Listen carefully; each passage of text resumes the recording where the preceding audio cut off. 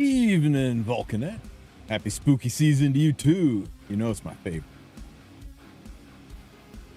I love me some spooky month. Oh, that's about to die. Can't hit that. I can hit this thing. What's up, Greg Williams? How the heck are you? Excuse me. Alright guys, just getting some stuff set up. Pull up a chair and make yourself comfortable. We got a maintenance to get through. Hello, Griffey. I'm doing pretty good. I've had an interesting past few hours. And let's just say I'm pretty happy with things right now.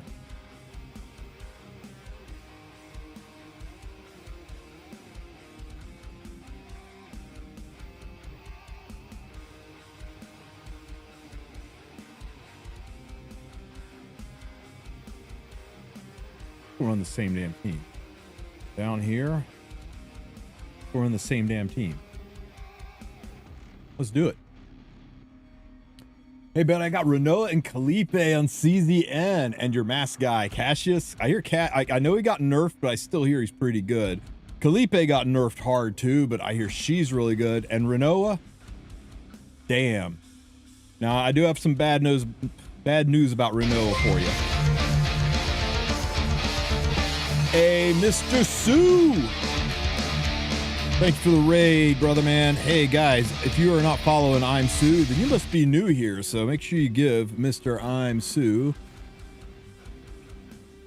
follow, a sub, a like, all the good stuff. He's been playing a lot of Chaos Zero Nightmare, and if you want to have a leg up in that game, be better in the competition, you make sure you give him a follow.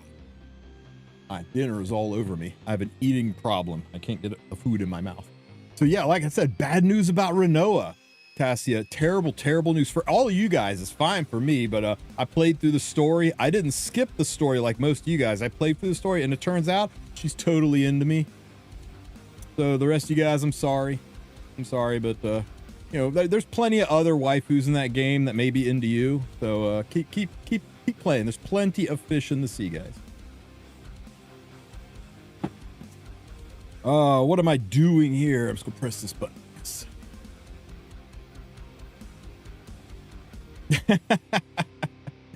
Get him, Cisco, get him. You wound up with Veronica, considering rolling.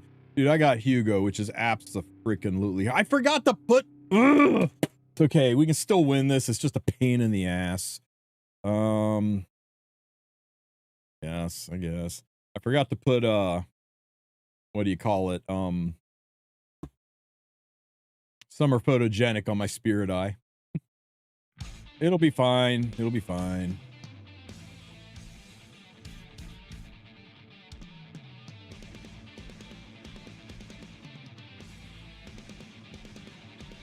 Yeah, guys, the Discord server, we got some new roles set up, and you want to check it out.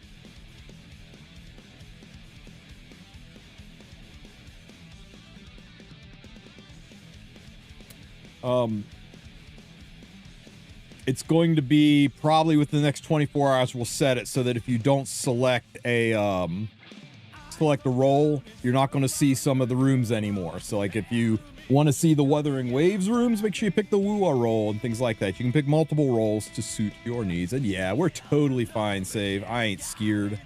I ain't scared.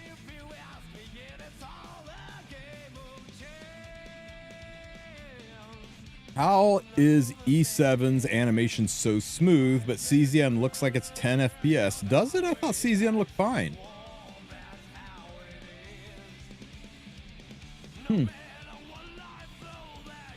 Maybe it's just me. Bye, Ras. Hi, Ras. Everybody be afraid. Be very, very afraid. Or at least you two can be afraid. And you just shake it off, because why not?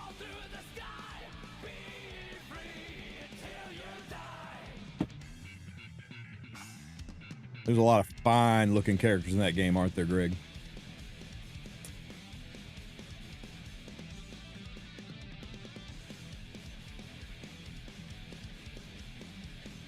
You got a Malona win? Nice. I got a Dust Devil win. Ha! I don't believe in any miracles. I risk a lot.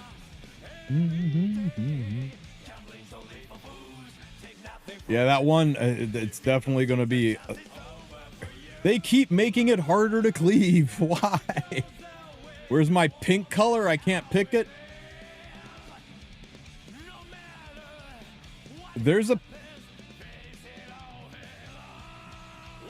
yeah, hey, Frost, what's up with that? You got 7 colors listed, but only 6 options to choose from. Missed one. Kick, kick. Kick.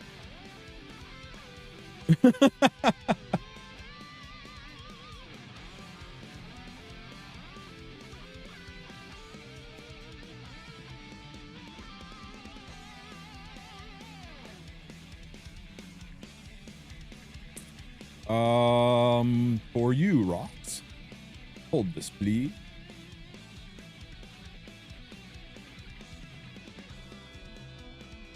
Yo, Robert Strong.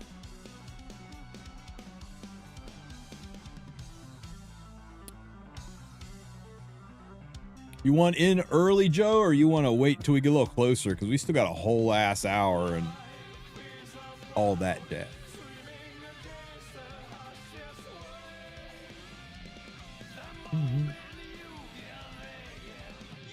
Hi, Ross. This team is pretty safe. It's just slow.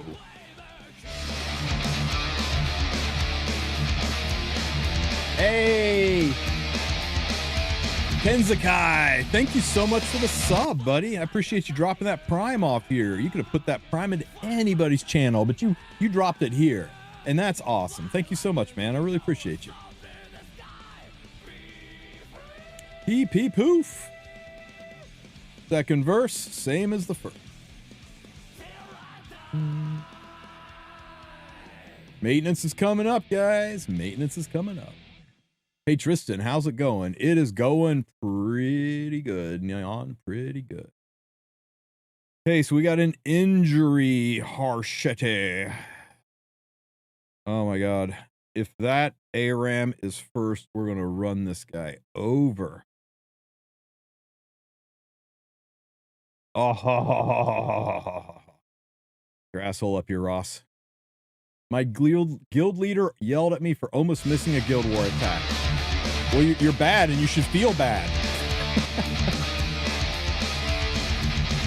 Man, a maniac! Thank you for the sub, buddy. Hell yeah! People dropping subs left and right. Let's fold Setska in half here.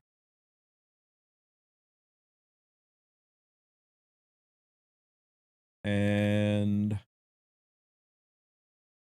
goodbye, cruel team.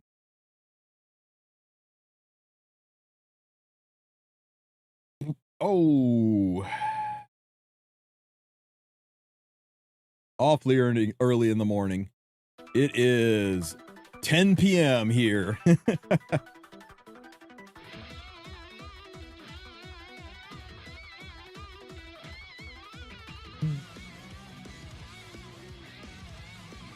All right, one more to go. We got Lopter, we got Jocko, Trent is down.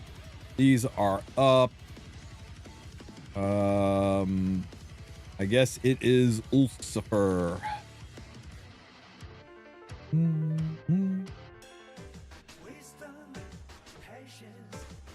4 a.m. there? Damn, that is early.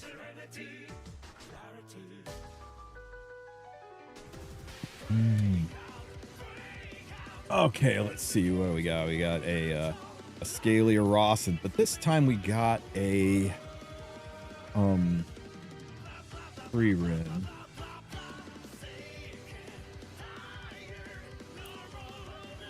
I wonder if I could outlast Ross with Bellion in the front. I could try it.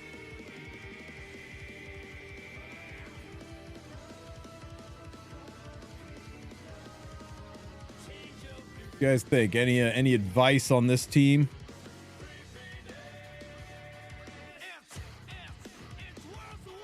Has Flam Banner dropped yet? Soon as maintenance is over, it will be up.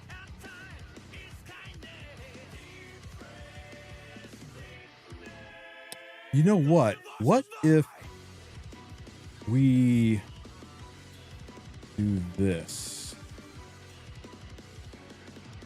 We run a wait, and we run a 3F Bellion. You're on 3F, right? Yes, you are. Yes, you are.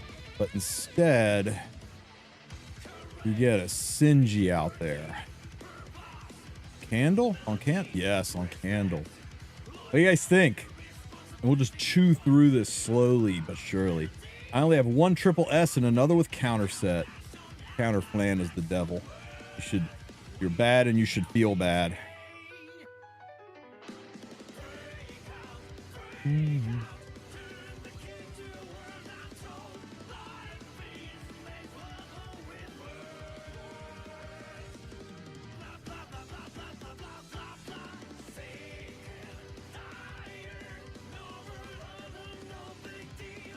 When are they going to say Yulha's kid? I'm one pull away. In roughly 3 weeks and 1 hour. Not really that long, but it'll be long after this special summon's gone.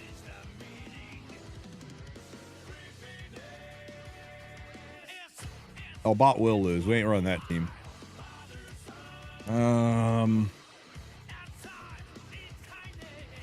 This bottom team's a little bit of a bitch, ain't it?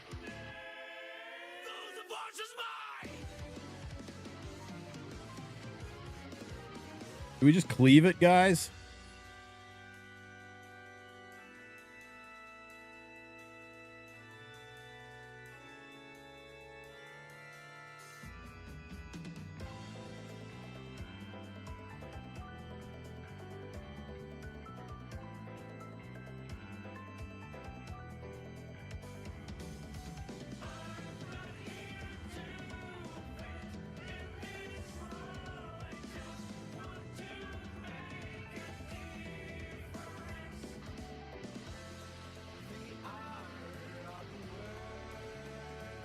Go.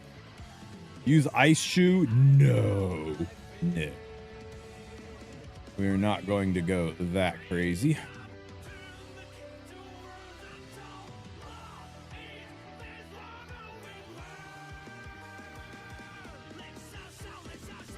You got Ruel yesterday, and now you can use it with Wretched Rose. Absolute villain behavior, Zilla. You should be ashamed of yourself.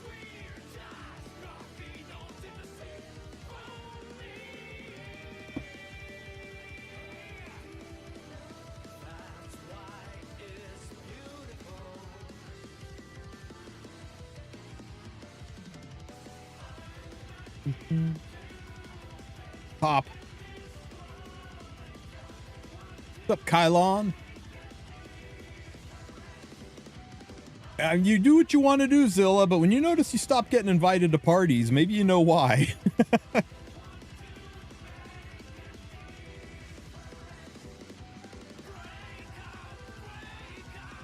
I love it when they put Guardian Ice Crystal on Lady of the Scales. It is the dumbest artifact to put on her.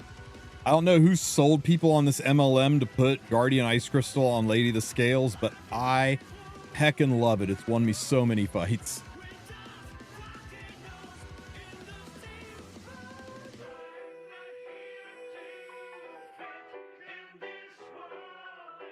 Give me just a second. Let me finish this. You're addicted to CZN now? It's fun, isn't it? It's a lot of fun. Ow. Woo. Oh no, Candlestick proc. Whatever will you do now that my Singelica can just S3 again? Yeah, fuck.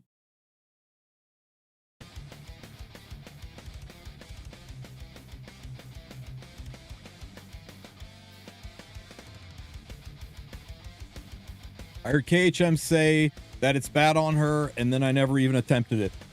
Like, think about it. What's it do? It heals the lowest health ally whenever she gets hit, whenever somebody gets hit, right? Who's the lowest health ally? The person in the front who 10 billion damage is funneling into. So it's like, here's 1,000 health, now take 8,000 damage. Here's 1,200 health, now take 8,200 damage. It does nothing.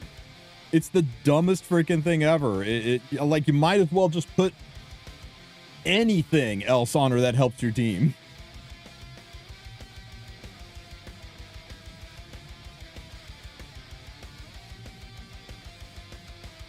This is about the only situation it's good is when everyone else is dead and she's left alone. It lets her live a little bit longer because she self-heals, but when she's alone, it's just a matter of time before she gets killed. All it does is like rope the last few minutes of her life, and then she's gone.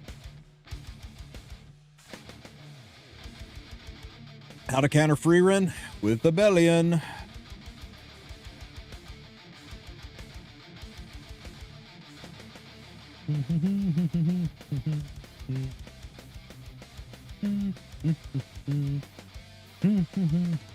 You cannot escape my sword.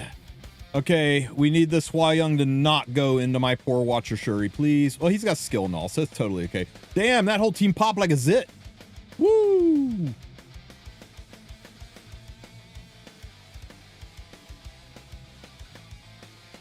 Into the chipper shredder with you, Hua Young. Pee pee poof. Over and done. Bellion is a good counter to her. The artifact Crown of Glory is really nice to take into her.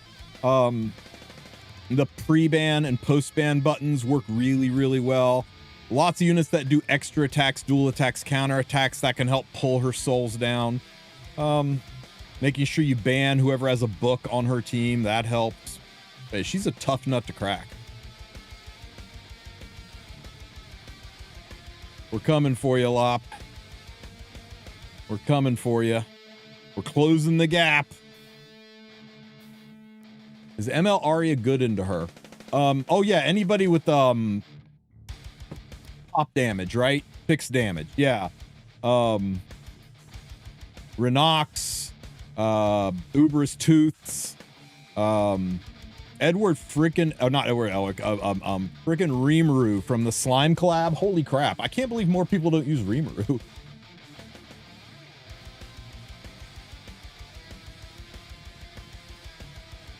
Friend recommended Lady the Scales combined with Freerin. Yeah, that can help. That takes a lot of the damage out of her. You can also run Freerin with Fallen Cecilia or Maid Chloe. That takes away two of her biggest issues with you know, pop damage that limits that. Oh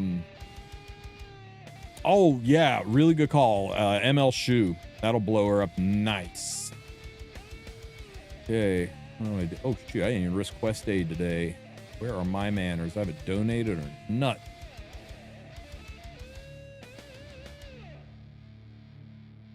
I'm sorry, Joe. What'd you post here? Yo! Congrats on being OCD. You know what's bad about 100% Hero Journal is now you're gonna feel like you can't skip. It makes FOMO worse when you're like 100 away from pity and you're staring at that pack going, oh, my Hero Journals go to 99%. Kind of brutal. I almost prefer mine at 99%. It actually makes FOMO worse. Where'd the damn game go? There we go. Just missing Wretched Rose. She's a good one to miss. That unit is awful. I mean, her kit's great. It's just awful to fight her.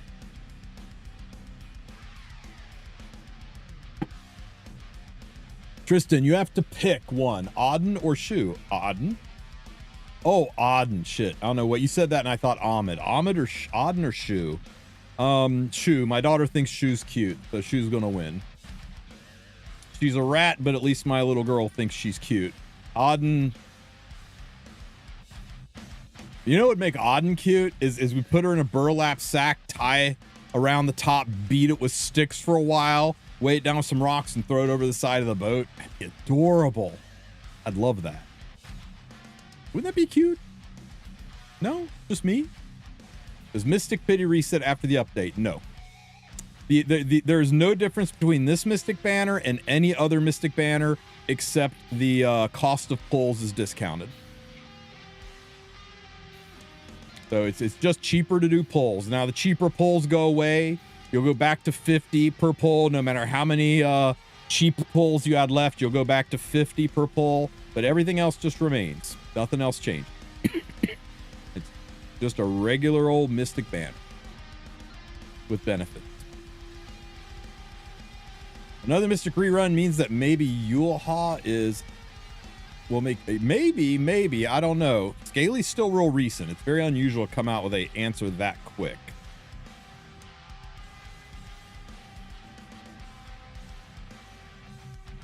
I mean, they're still in the middle of everybody was sick of Ahmed Stray's Cleave. I mean, just look at the EEs. They clearly like, oh, we need more Cleave answers. Cleave's not quite dead enough. We gotta, like, back the car over it a few times.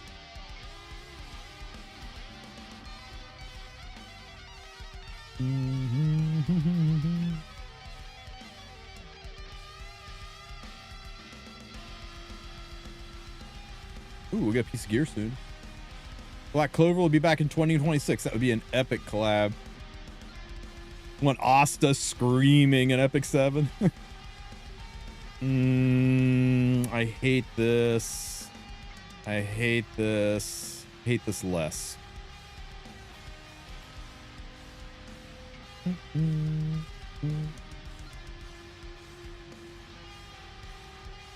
Is the discounted? Oh, see, I looked away and I lost. Hang on. Oh shit, wrong one. It's so still be fine. Still be fine. Not fine. God damn it.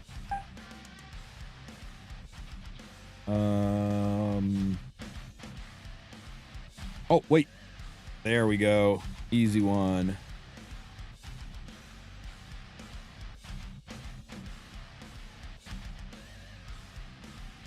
Oh, that sucks, Man Maniac. I'm sorry to hear that. Oh, another one. Hello. Real fast. Are you there, Tristen? Nope. Sorry. Nobody here but us chickens. Okay. Okay, so there is one of the main towers is still up. It has 20 health on it. Yep, I put it down to 20 health. Yeah, it says that a battle's still in progress, but the icon isn't there. I could easily kill it right now. Like, should I just do it? I'm pretty sure that if I take it, it wins us the war outright. It's only 20 health. Like even if it zeroes out somebody else, just you taking it wins the war. Yeah, it's literally we're behind by 400 points and it's 500 if I kill it. Let me go look. I'm just asking, like, while I'm sitting here over my stove going, like, like cooking. Yeah, I mean, you just rat the top team and it's just over. You talking about Yusufer? Cleanse. Middle one. Middle tower. Kill him. Nobody's hitting him on my screen. Okay, yeah. Use my team. It worked famously. Be careful that BBK is on double-edged to Crescent, and if you hit it with anything and it counters, it'll CR push ahead of BBK and cleave your team. So just do not hit that. Make sure if you're going to like do Luna Seal on it, that's fine. Just make sure you kill it when you're ready to kill it because you don't want it to CR push up. He almost got me with it. It was very clever. No, I'm just, if a BBK counters, she CR pushes him with belly and she'll go next. No, yeah, I mean, we're just rat gaming the top team for the dubs. Do whatever you want to do. I'm just warning you on that bottom team that BBK is on double edge to Crescent, which is actually criminally clever for a Harsetti defense to have a counter artifact on dodge on a CR pushing unit that can AoE cleave.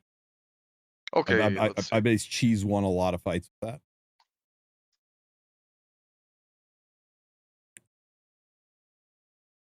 Joe's going to join us tonight, and Divine might make a guest appearance too. Sick.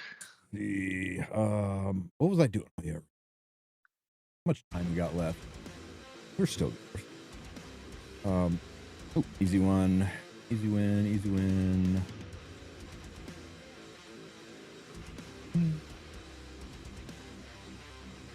Anything dropping tonight?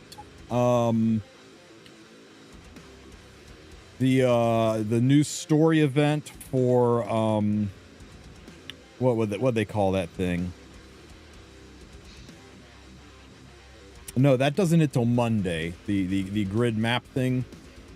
We'll go over it, man. We'll go over all the news. Nothing super exciting. Somewhat of a down week. There is content, but it's not like crazy hype content. It's almost like they didn't want to put anything that would draw people away from playing CZN this week, right? Yeah, EE's quality of life stuff. It's like a 7 out of 10 kind of a balance patch, right? It's not a dead week, but it's not like, you know, there's no collaboration or brand new limited unit or anything insane dropping right away, right?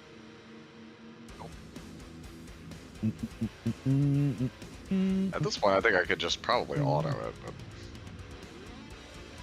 No quick battles. Oh yeah, Flan is definitely worth it. Stick around, we'll talk about that later too, but Flan, even a year later, is still pretty meta.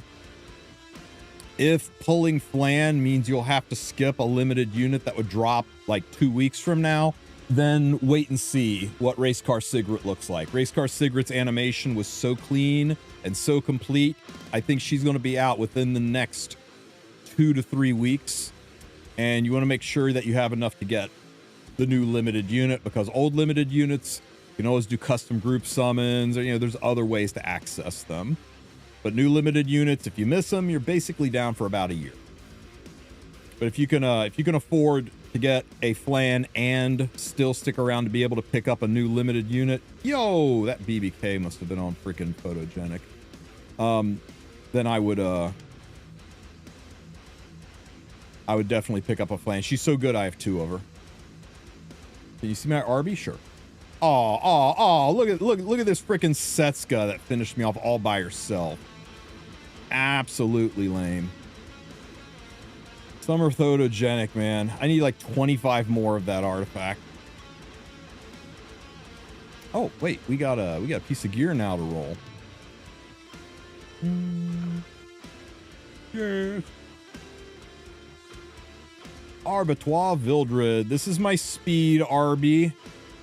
You know, higher speed to catch people off guard, enough damage to kill most of the squishies, especially with Lex's basket. And then if he dies, he can come back and do it all again. So I'm lower damage, but I pretty much get a chance to hit him twice. Not the most common use RB. My second RB is my more commonly used one, and that is my absolutely nuclear RB. And you'll notice his health is strategically pushed below 7,000. So if they dare use Renak and she gets that 7,000 fixed damage, immediately pops my RB, he comes back to life, and it cleaves the entire enemy team, ideally even behind Lady of the Scales. And he is built to hit like a truck. So this one's a little bit more of a tech pick. This one's a little bit more of a standard build RB. It just depends how you want to build them. What's CZN's gameplay like? It starts out predominantly as a roguelike. It's a card-based game, but the cards don't really matter because the game is super fucking easy. Just pick 3 DPS units and just rip through the story. Enjoy the story. It's dark. It's loaded with existential dread and cosmic horror, and I love it. It's gory, it's violent, it's edgy, and it's amazing. Once you get deeper in, you start getting to the chaos levels, the game gets a little bit more technical, a little bit more difficult, and that's where the deck building part of the game comes in, and it starts to be a little bit less roguelike and a little bit more deck builder. And that's when you have to start worrying about team building and synergies and making sure your partners match the units that they're with, the classes match, that their special abilities synergize, that you're maybe taking a shielder and a healer and a DPS, and that you're paying attention to the affinity of the enemy. And that's where the real end game kicks in, and that's where it really starts to get fun, because you start building teams and solving problems. It's not on me. I went 6-0, but in the time I knocked down that tower, somebody else on the enemy guild took one of ours down. So now we need exactly 1 attack to win the war. At the whole ass server. Tell them to get the lead out. We can't let Lopta beat us. Yeah. Dude, Tristen, Are they? Are her numbers really freaking good? First of all, Sanguine Maria is a freaking awesome name for Bloody Back in a Mary. half hour. Huh? Yeah, half hour. What'd I say?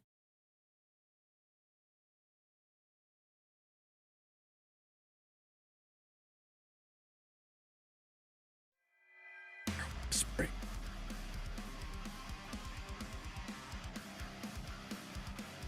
Did like 1 million crit something? Oh my god. Oh, dude. I can probably do it, right? I can. She's just a standard fusion, right? Not a what do they call it? Damn it, she's like the easier fusion, right? Kind of like what they did with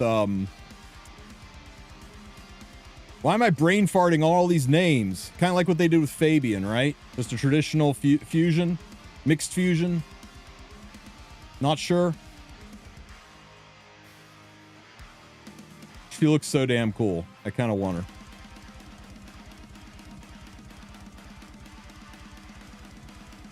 Hopefully it's a fragment, but I don't know. Yeah.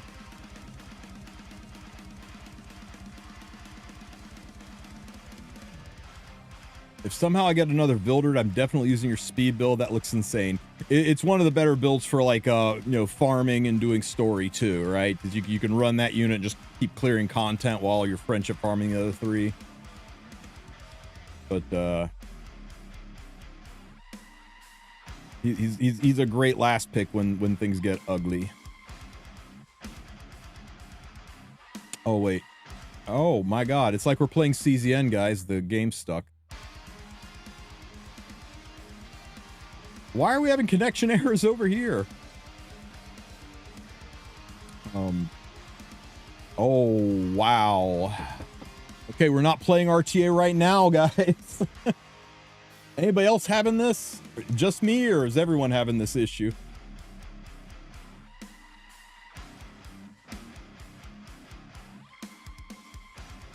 CZN has entered E7. Hey, guys, consider buying your breach cores, but not spending them. You can store up to 30 maximum, because the event that starts on Monday, you're going to use these cores to farm it, and the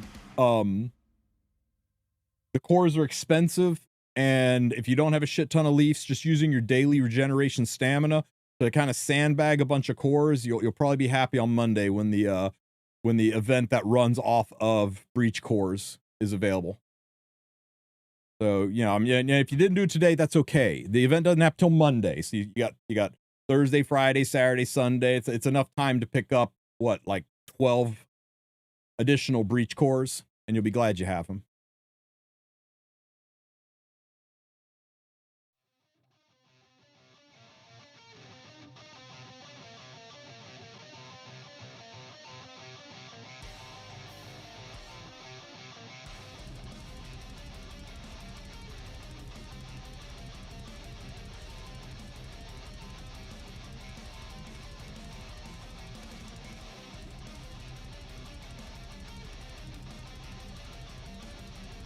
Asplans still wolf pulling, right? Yes.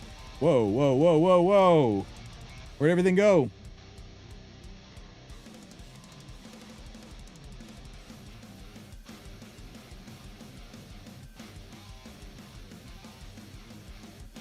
Everything just minimized on my computer. Out of the blue. I got ghosts, man.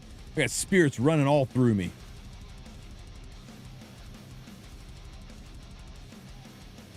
Oh, let me see. Where else? Where else? This. Okay. I want to get molas on the event, though. Yeah, I know, right? That's something you got to decide on. But if you're going to chase down these molas versus, I don't know, the other event looked really fat. I'm skipping this. You could say it's a K. Oh, boo, Nargo, boo. Let me see. Do I have everything done? Oh wait, we gotta go visit Hoochie. Anybody else been forgetting to go visit Hoochie? Just me? They really need to move his ass out of the labyrinth and make him accessible so we don't have to keep doing this.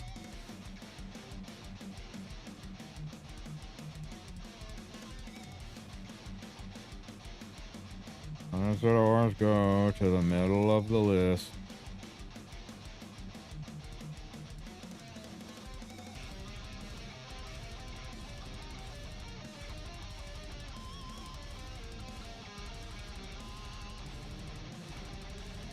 Hopefully everyone went in and got their Guild War attacks in.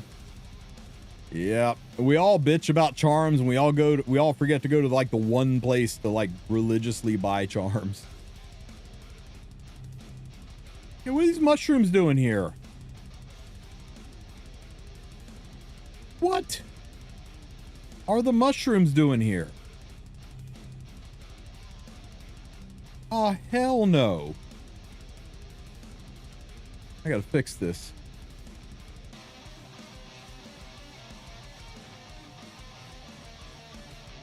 Yeah, we got it set back up, Jverse. If you shoot me a DM, I can get you an invite back to it.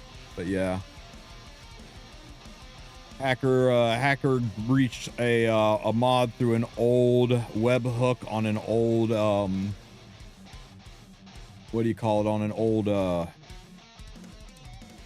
add-on, and it got control of the server and boomed everything. Kind of sad. But yeah, I don't know. Sometimes it's good to start fresh. And we go back in. Go to here. Auto off, off. Okay, there's still a fight. I want to get a version that doesn't have a fight, so let's exit out. The Wild Angara, hell yeah. He's a good boy. Yes, you are.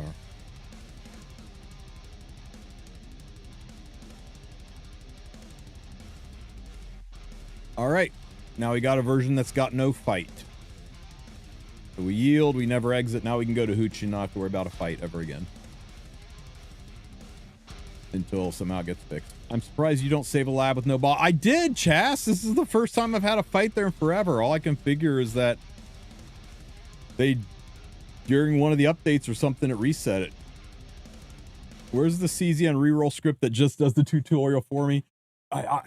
You guys really care that much about rerolling? I mean, I guess if you're like desperate to get a unit, right? Like you are absolutely totally in love with I don't know, Renoa, or your life's incomplete without Kairon, you want to do something like that, then go for it. But rerolling just slows down your access to the game, in my opinion. Like,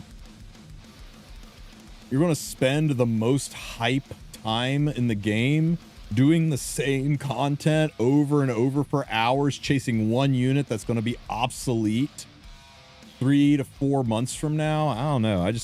I'm not a fan of re-rolling. Some people love it. Some people like even get a kick, even get a kick out of it, but it just ain't for me. Not my jam.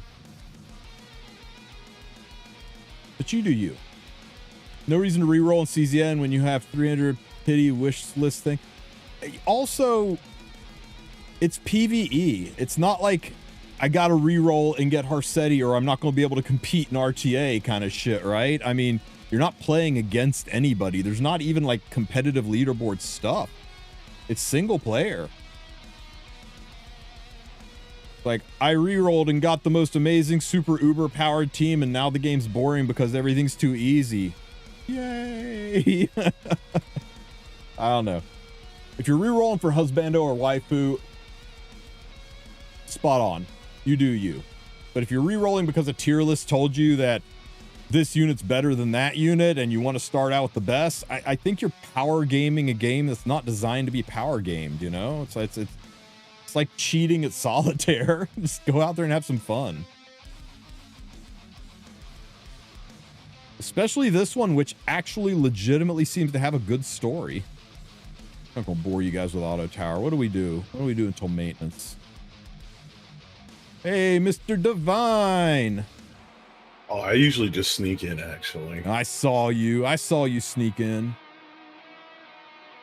Okay, Divine. You're gonna... You said good story, so I appeared. It's just not works. You're gonna help me win at RTA because I know you're secretly amazing at this game. Who reads the story? You should read that one. It's cool. It's dark. It's edgy. It's perfect for spooky month. For now, it's a PvE game, correct. There's no PvP, nor do I think there are any plans to add it. It'll be years before they add PvP to that game, would be my guess.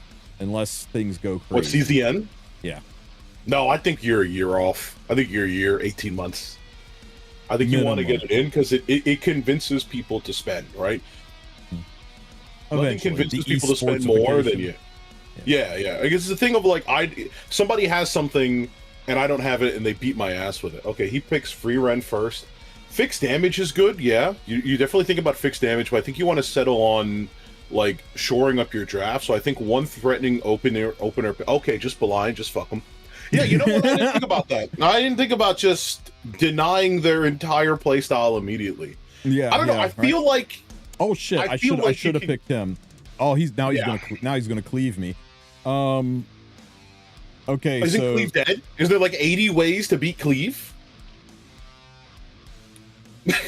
Yeah, I'm okay. I'm trying to think of do we go counter aggro like Green Celine and kind of stuff, or do we just start beefing up? I could also put strays here, ban this, and then pick.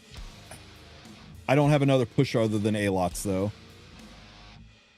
Yeah, I mean, if we can't, we either push or we tank down. Which one is your account settled for? We push.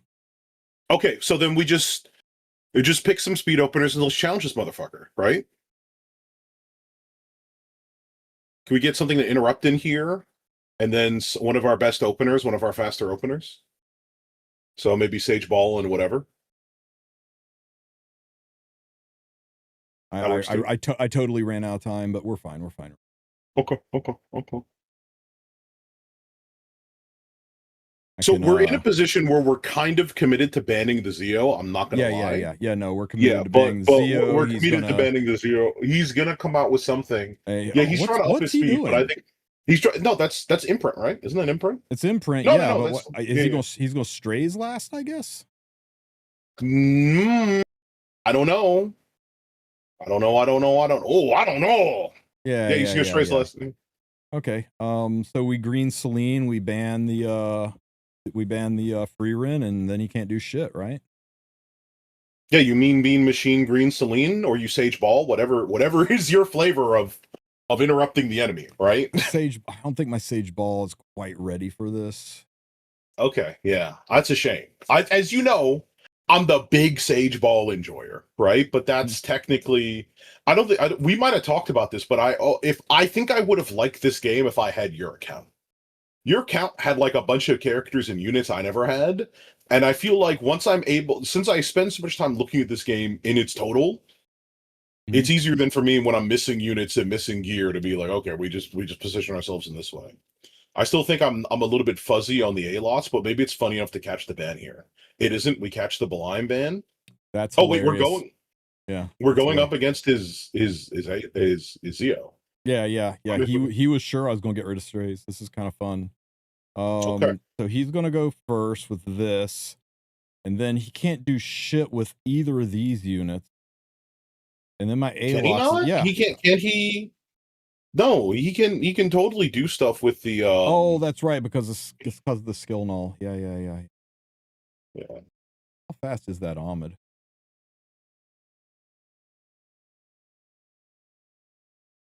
I'm not. Okay. Oh, I think they know you. I think I could have beat that Ahmed if I had banned his silk, but then I would have to deal with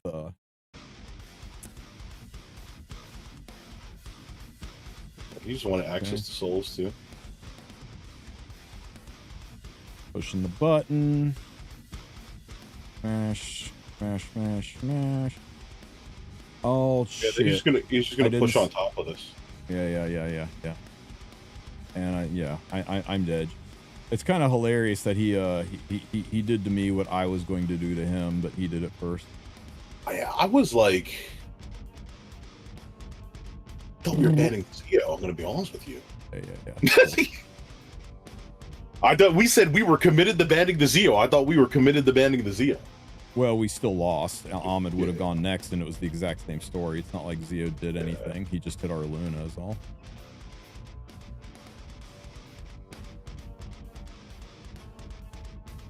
Ban the Zeo, go 5 Banshees.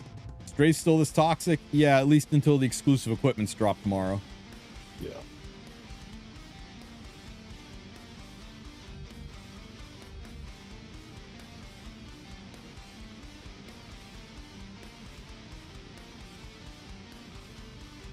Oh my god, why didn't I I knew he was going to go for a Strays Cleave. I could have fucking done Wukong Yulha, and then he had no win condition. Oh, okay. Oh yeah, because Strays either dies into Yulha, or Strays doesn't kill Wukong, and then I run his team over. I believe it's my framing, because I immediately came out and said we either tank down or we cleave. And then we committed to Cleave. I'm like, so we're just cleaving. There's nothing else happening here. But Wukong Yulha, Strays kills Yulha. He doesn't kill my Yulha. Mm-hmm.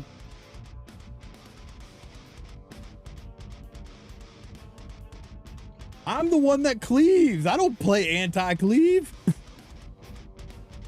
Okay, so he's boss. Isn't boss like a big friend with Freerun? We don't have to pick it, but we should be aware of it, right? This the injury one?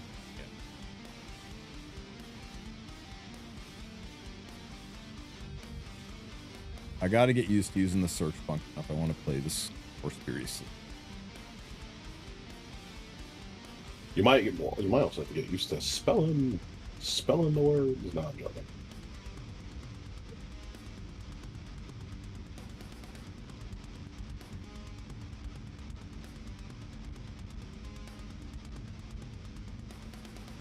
I wish you had something that punished light units harder in this game.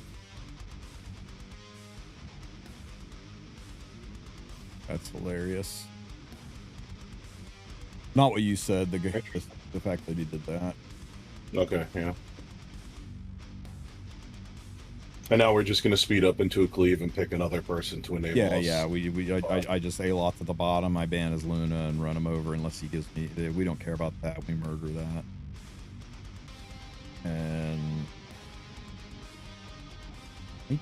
do we care about? I don't know that we care about that.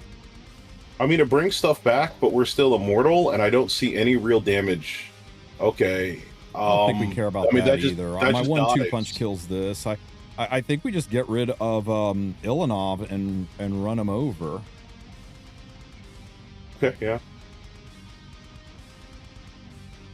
Yeah. I think he's dead. Oh, he's giga dead. Should I fight like Lutz? You should indeed fight like. I'm going to be honest with you. If you spawn me in the world and tell me I'm a clone of some other guy, I'm never talking about them. I'm never like, I'm just like, acknowledging this other version of myself does nothing for me. Why? That just sounds like a straight trip to the psychiatrists. Sorry, a trip straight to the psychiatrists. Just in case she's on proof, let's take her down a notch. Not on proof and is very silent. Graze, get your asshole up there. Oh, this is for everyone. Oh, incoming! How much damage into that boss? 97,000 damage. And then this finishes into the chipper shredder. And the game's over. Now everything's right with the world. I mean, this is what we talk about. It's ironically what we were talking about in the tournament, right? Where it's just like, you can pick your first pick, but if somebody like dives straight into a comp you know you can counter, you can just hard pivot on every pick afterwards and just be like, fuck it. And I think that's why openers are really so good in this game, because like openers can always pivot, right? There's no situation where like, damn, I get to push any unit up first and then get 3 buffs. That's not working here. How do I build my Fern without riposte set? You put whatever gear you want on her and stick her in the lobby, because that's really her only use in the game. If she's not on riposte set, I guess you could put her like on a Destro set if you want to run her like as a Banshee 13 frontline unit. You could do that. I have heard of some people putting her on Lifesteal set. Fern on Lifesteal set to me just sounds like shitty Rylet, like elementally locked Rylet. You mean Violet? No, Remnant Violet, yeah. Remnant Violet. Yeah. You need crazy gear on strays to cleave with him. I mean, you're gonna need crazier the higher up you want to fight people. You want good gear on him. Yes, he's a principal DPS, but like it's also like in the way you want to use him. If you want him to get high enough speed and still be able to kill stuff, if like you're going up against a really tanky slow draft, you're gonna need some pretty crazy gear. But if you're just gonna say, listen, I'm only gonna bring him with someone like Alots or somebody that's gonna push his ass all the way to the front, then you could just put any Destro set on it and just give him enough attack and just say, all right, be free, my son, be free. What's Loki's opinion on the new exclusive equipment? Probably that Cleave is dead. Anytime something comes out that hurts Cleave, he runs around flailing his arm around, screaming Cleave's dead. You know how Loki is. I thought Cleave was already dead. Did they kill it again? Cleave, yeah, they killed it again. They gave Lulakar an artifact that damn, that Yulha on 3 is actually a fucking problem. So I'll just kill myself now. Loki says specifically Yulha can't stop strays. Hey, don't you just Mage Luna this?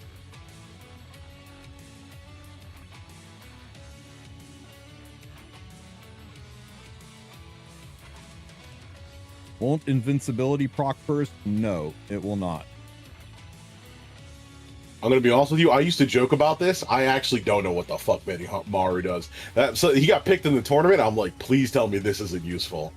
I think he responds to extra turns. Yeah, something. So I can't. I don't want to use Ahmed into him. I can still use Alots, but I'm still gonna have the same issue here. I can use Alots into Bry. I don't have a good pusher for him. So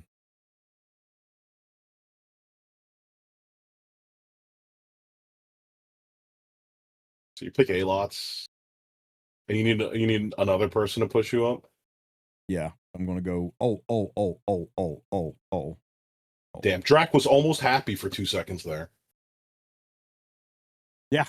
Robert said it. I just looked up and saw Robert said it.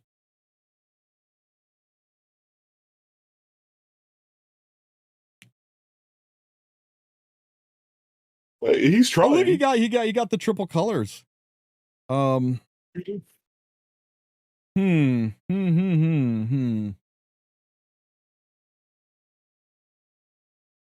If you kill his whole team, or most of it, no, ML Eula's kits. You aren't going to know ML Eula's kit for probably at least another 2 weeks, guys.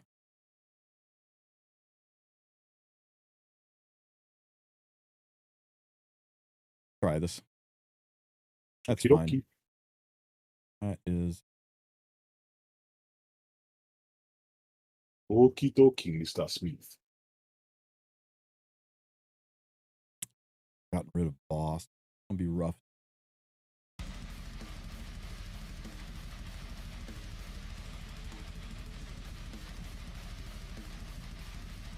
Oh shit! Oh my god! I just threw. I just fucking threw. I'm a dumbass. I'm about to say we seem to be autopiloting. Yeah, we're autopiloting, and we just actually. Yeah, I know. I just gave a fight to fucking Benimaru. Oh my god.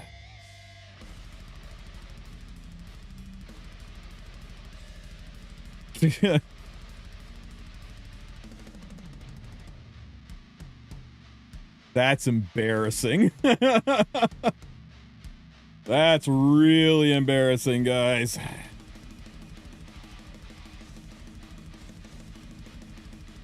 I don't have the damage on this bride to do what I need her to do.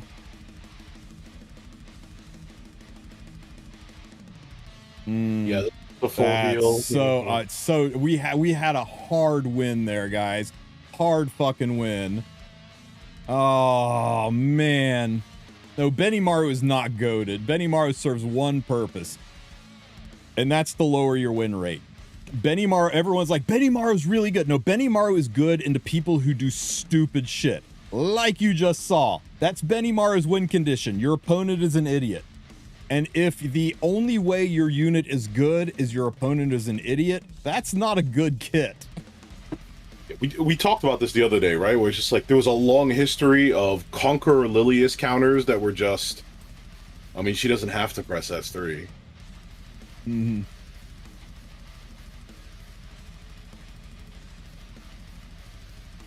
Yes, yeah, but it because Hyrule, because he ran into Benimaru's perfect niche.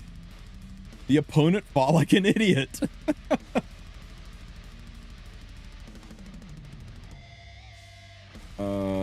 First pick, so I'm going to take that or that Scaly if you don't mind. It's like the movie Idiocracy, right? When they take the IQ test, and it's just like he's not smart. Society is just decayed, right? I can really do anything here. He got rid of everything that I hate. Okay. I guess I'll take Renak because she can be a problem. Phrase. I like how you're like, I can play anything I want, and then immediately think about the unit you've picked in the last 3 matches.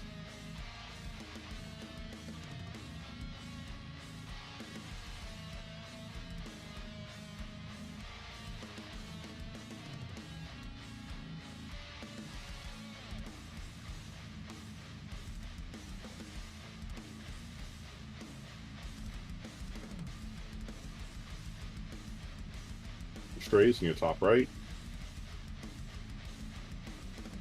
I spent so much SS to max Benimaru and his artifact. I should have known better. His artifact's okay. Oh, it's hilarious when they pick Illinois thinking she's going to slow me down. BBK is a bold pick into sprays, but okay.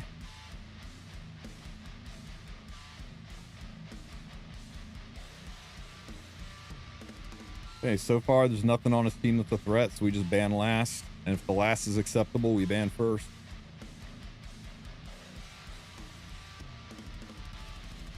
I think you just picked the same unit twice. He's banning Briar. Why? So if he bans Briar, I gotta get rid of Amiki. I think my Strays has got the ass to cleave through all this. Okay. Shit, I can't see Renox. There, that fixed. That is important. That is important. I'm glad you got your priorities straight. My man. My married man.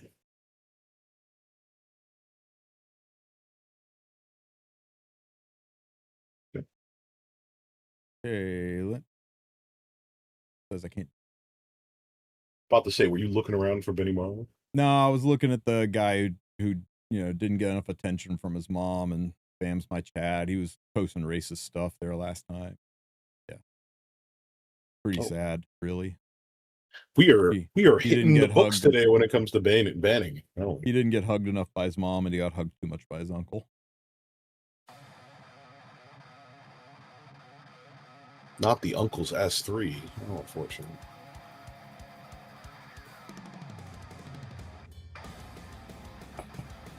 Oh crap! You know what?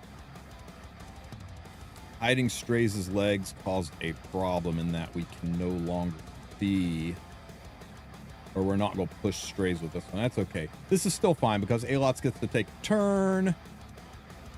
This will put a nice fat attack buff and swift action, and then this is going to put exploiting weak points for even more damage.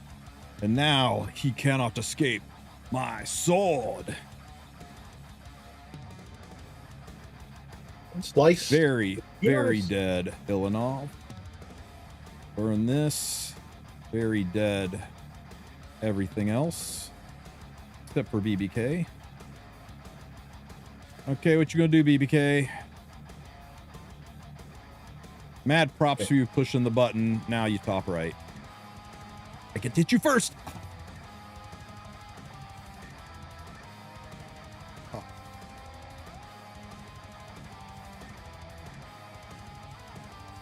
opponent has left the battle. How much time we got left? 4 minutes. Not enough time for another match. Okay, let's see. Stuff I forgot to do. Heart of Orbis. Did we win Guild Wars? Did we actually win, or did Lopter pull it out and is going to rub my nose in it for the next several months? Great. Interface, Smilegate. I think if you click a couple more times, you'll get it.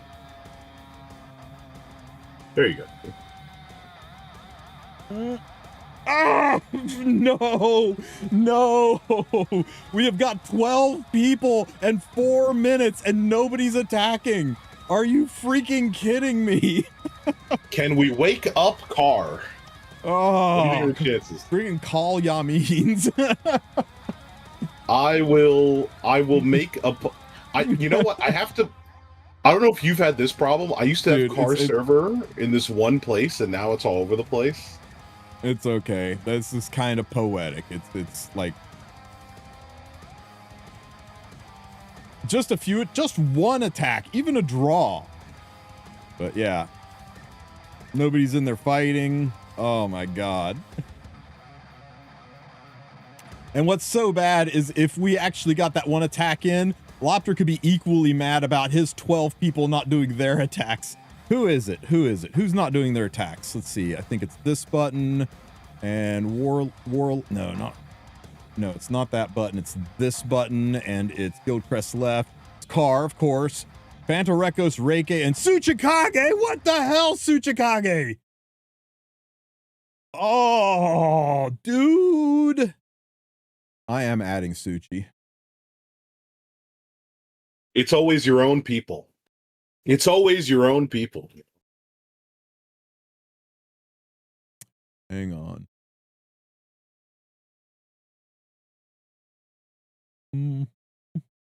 Just send on your ATK just sent the screenshot. And Audio is fucking laughing his ass off. Oh, too crazy. Listen, you know I did my Guild Wars. You know, yeah, they're all playing CZN right now. Is Suchi playing CZN right now? Hang on. Quit. I've got the ban. I'm hovering him with a ban right now. Just give me the word. Thank you, guys. Hang on. Hey, Carr. At Carr.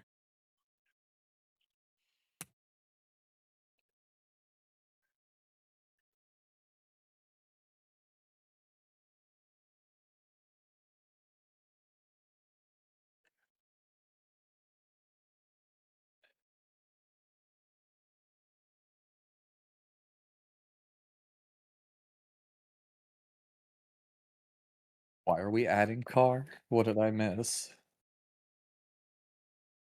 You guys lost Guild War I'm by gonna show 40 it for points. spoilers and out of respect because we're sponsored today, but Serious? That was the amount I yeah, told Tristen 40 minutes ago. If you haven't.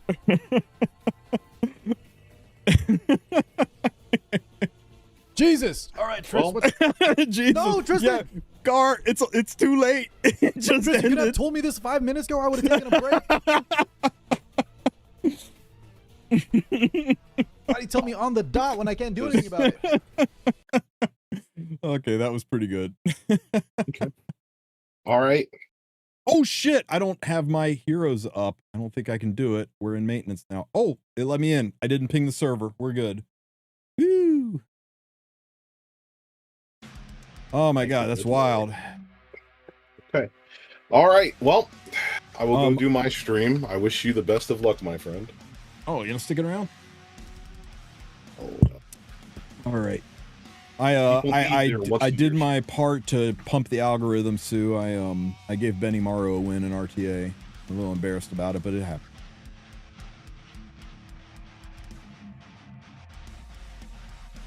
There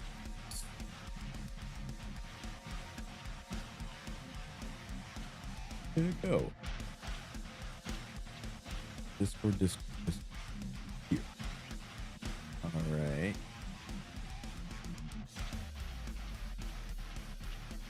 All right, I guess I should get some cameras up. Right. Maybe. I don't know. How important do we think it is? Very. I think at this point people must be tired of looking at my mug. You unwashed rabble. Okay. Hey, I've taken 3 showers in the last like 36 hours. Okay. What a coincidence! I've taken 3 showers over the last 36 months. Oh.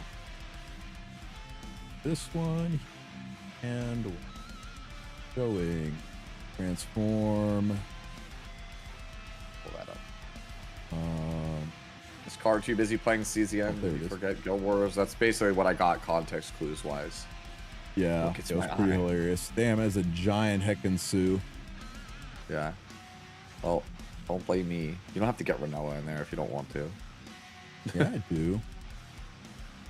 Hey, Mr. Joe. Say hi, Joe. I want to check your mic level. Is this good? Do I gotta turn myself up? That's I on can his still end, I don't hear know. you. How about now? Nope, I can still hear you. Lower. Alright.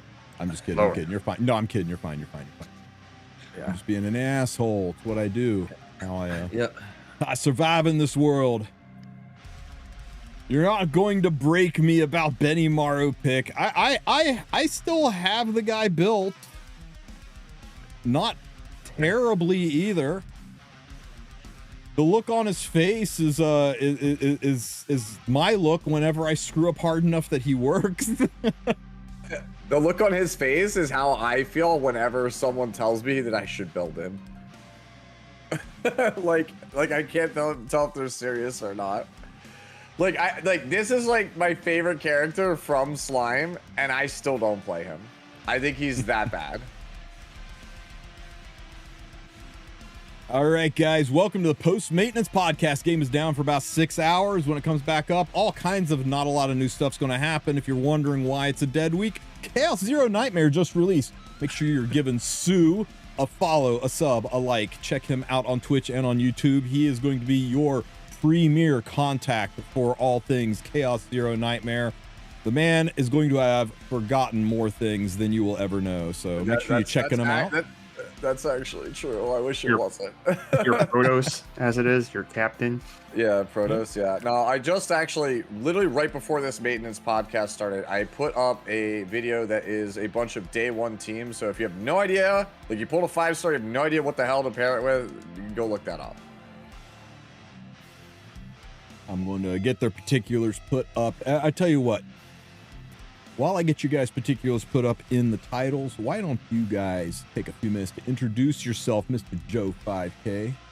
Tell us all about you, what you do, your likes, your dislikes. I dislike this meta for RTA. I will say that. People get Let me just start 1 second. Who is your favorite unit, and why is it Ruel on Candlestick? Go. Oh my goodness. I the minute she got that EE and it was like, oh, because I could have seen it a mile away with her getting people putting her on Candlestick. I was like, oh no, it's gonna happen. And I mean, because I draft a lot of AoE targets, it's just like, oh no. I see that Candlestick proc, and it's just like, I had a game the other day take 96 turns. It was just continuous, just Ruel Candlestick, Ruel Candlestick, Ruel Candlestick. And I'm just sitting there dying every single minute inside. Yep, and What's then your there's me. YouTube handle, Joe? Let me grab that. It's mysterious backwards. No, am I wrong? No. Okay. Anyways, and then for me, you guys already know who I am. I'm here literally every time. As for my likes and dislikes, I like Ruel of Light. I dislike Maid Chloe and Spirit Eye Celine. There you go. There's my YouTube, Tristen. Look, we can delete Spirit Eye and we could delete Maid from the game and we could just have Ruel. Thoughts? Can we delete Setsuka, please, too? No, she's too hot. Booba too big. Not allowed to remove that character. What the deuce? I don't know. I don't know why the back up. Maintenance is for 6 hours as per usual. Scheduled for 6 hours. Joe, where? Oh, you put it in chat. I'm looking in Discord. I'm looking at DMs. I'm checking everywhere on the frickin' side chats, and you put it in frickin'. Yeah, I tried to put it in the streaming chat, and it said messages failed to load, could not send. So I was like, okay, See, Discount Hero knows what's up. No, Setsuka stays exactly. Character's too hot. Hottest character they brought out in literally a year. Hottest character since New Moon Luna.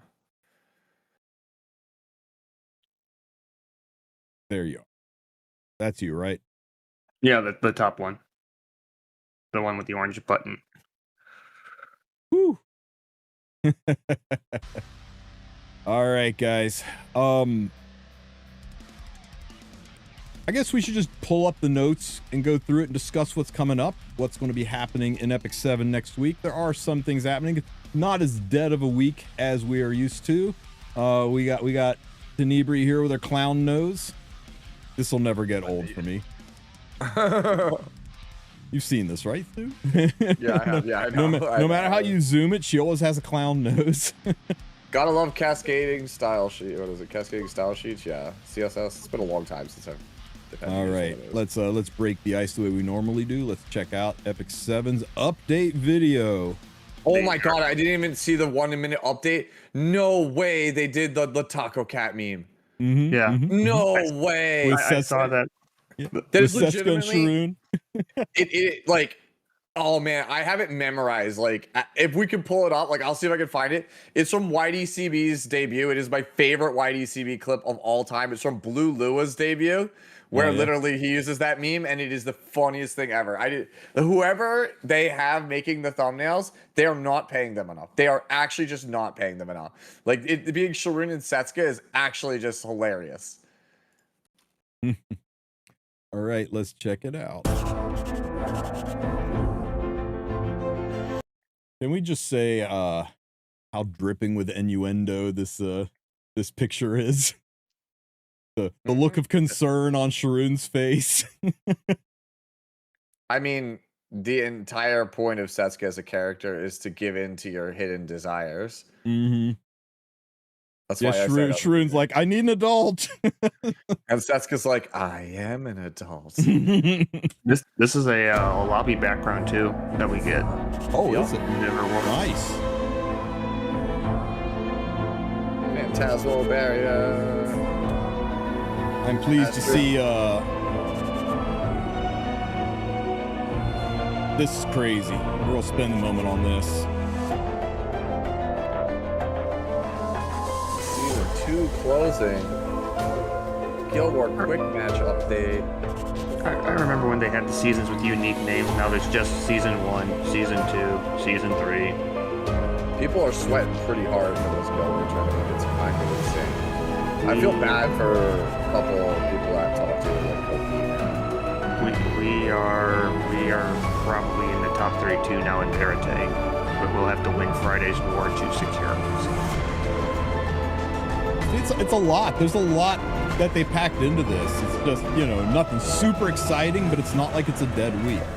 This pissed a lot of people off, though, huh? That actually pisses me off. Like I said, I didn't watch the 1 minute update. I was expecting, hey, look, there's the video I just made that I just told you about. You Right did there. a shakedown of Trump's DOJ. Weird. Yep, that's me. You know it. All right. We'll just go down this list, and I want your thoughts on it because I think it's trash. I think this artifact has no place in the game. I think nobody uses this artifact, and I think this is like people saying, "Well, yeah, you can use mature sunglasses on Mort if you don't have the 2 other artifacts that are just better." I think that's where this artifact works. It's like, yeah, you can use it on them if you don't have the objectively better options, but I want you guys to tell me why I don't know what I'm talking about and how this artifact is the most broken thing to ever be broken, and it's actually a tech pick. Go. Okay. You want my take, or do you want to go, Joe? You go ahead, Sue. I'll follow up. Okay, so originally I thought this was just kind of like an artifact that, and it still could be, for ML Yulha, kind of like a haha, it's actually, you know, we need this for her and she's actually a thief. But now that I saw that we're getting a rerun banner, I'm not so sure anymore. Maybe it is bait, and it's like if you didn't get it, like Sober Photogenic, the thing that comes after, like maybe RNL or Yulha or whatever, you're gonna feel real dumb or secret. Who knows? Whatever. That's obviously always still out there. Other than that, I am just looking forward to somebody, somewhere, dying to Janua on Guild War defense with this thing on. Like it procs and everyone's like, God damn it, and then they die to it. That's it. That's all I got. You got any crazy text cooked up there, Joe? Not really. I'm just gonna get the one from the powder shop, and that's it. We got RNL and we got BNL. We got basic and lacking. So here's what we got, guys. We got a thief only artifacts. Everybody like coming up with ferns and free rins. That ain't gonna fly. And we got an artifact that is similar to two different artifacts, right? It's similar to Dust Devil in that it only works with your S1 skill. The things it has over Dust Devil is it's a 40% chance when maxed instead of a 30% chance. So it has an increased chance to go off, and it gives you 20% more attack at max level. So initially you go, oh, it's just better Dust Devil, except Dust Devil procs an extra skill. It doesn't proc an extra turn. Procking an extra turn has the added effect of reducing any buffs you're wearing and maybe cycling out of things that are important to you. And that's why I thought, you don't really want to run this on Celine because she could cycle off her buffs faster than you want her to.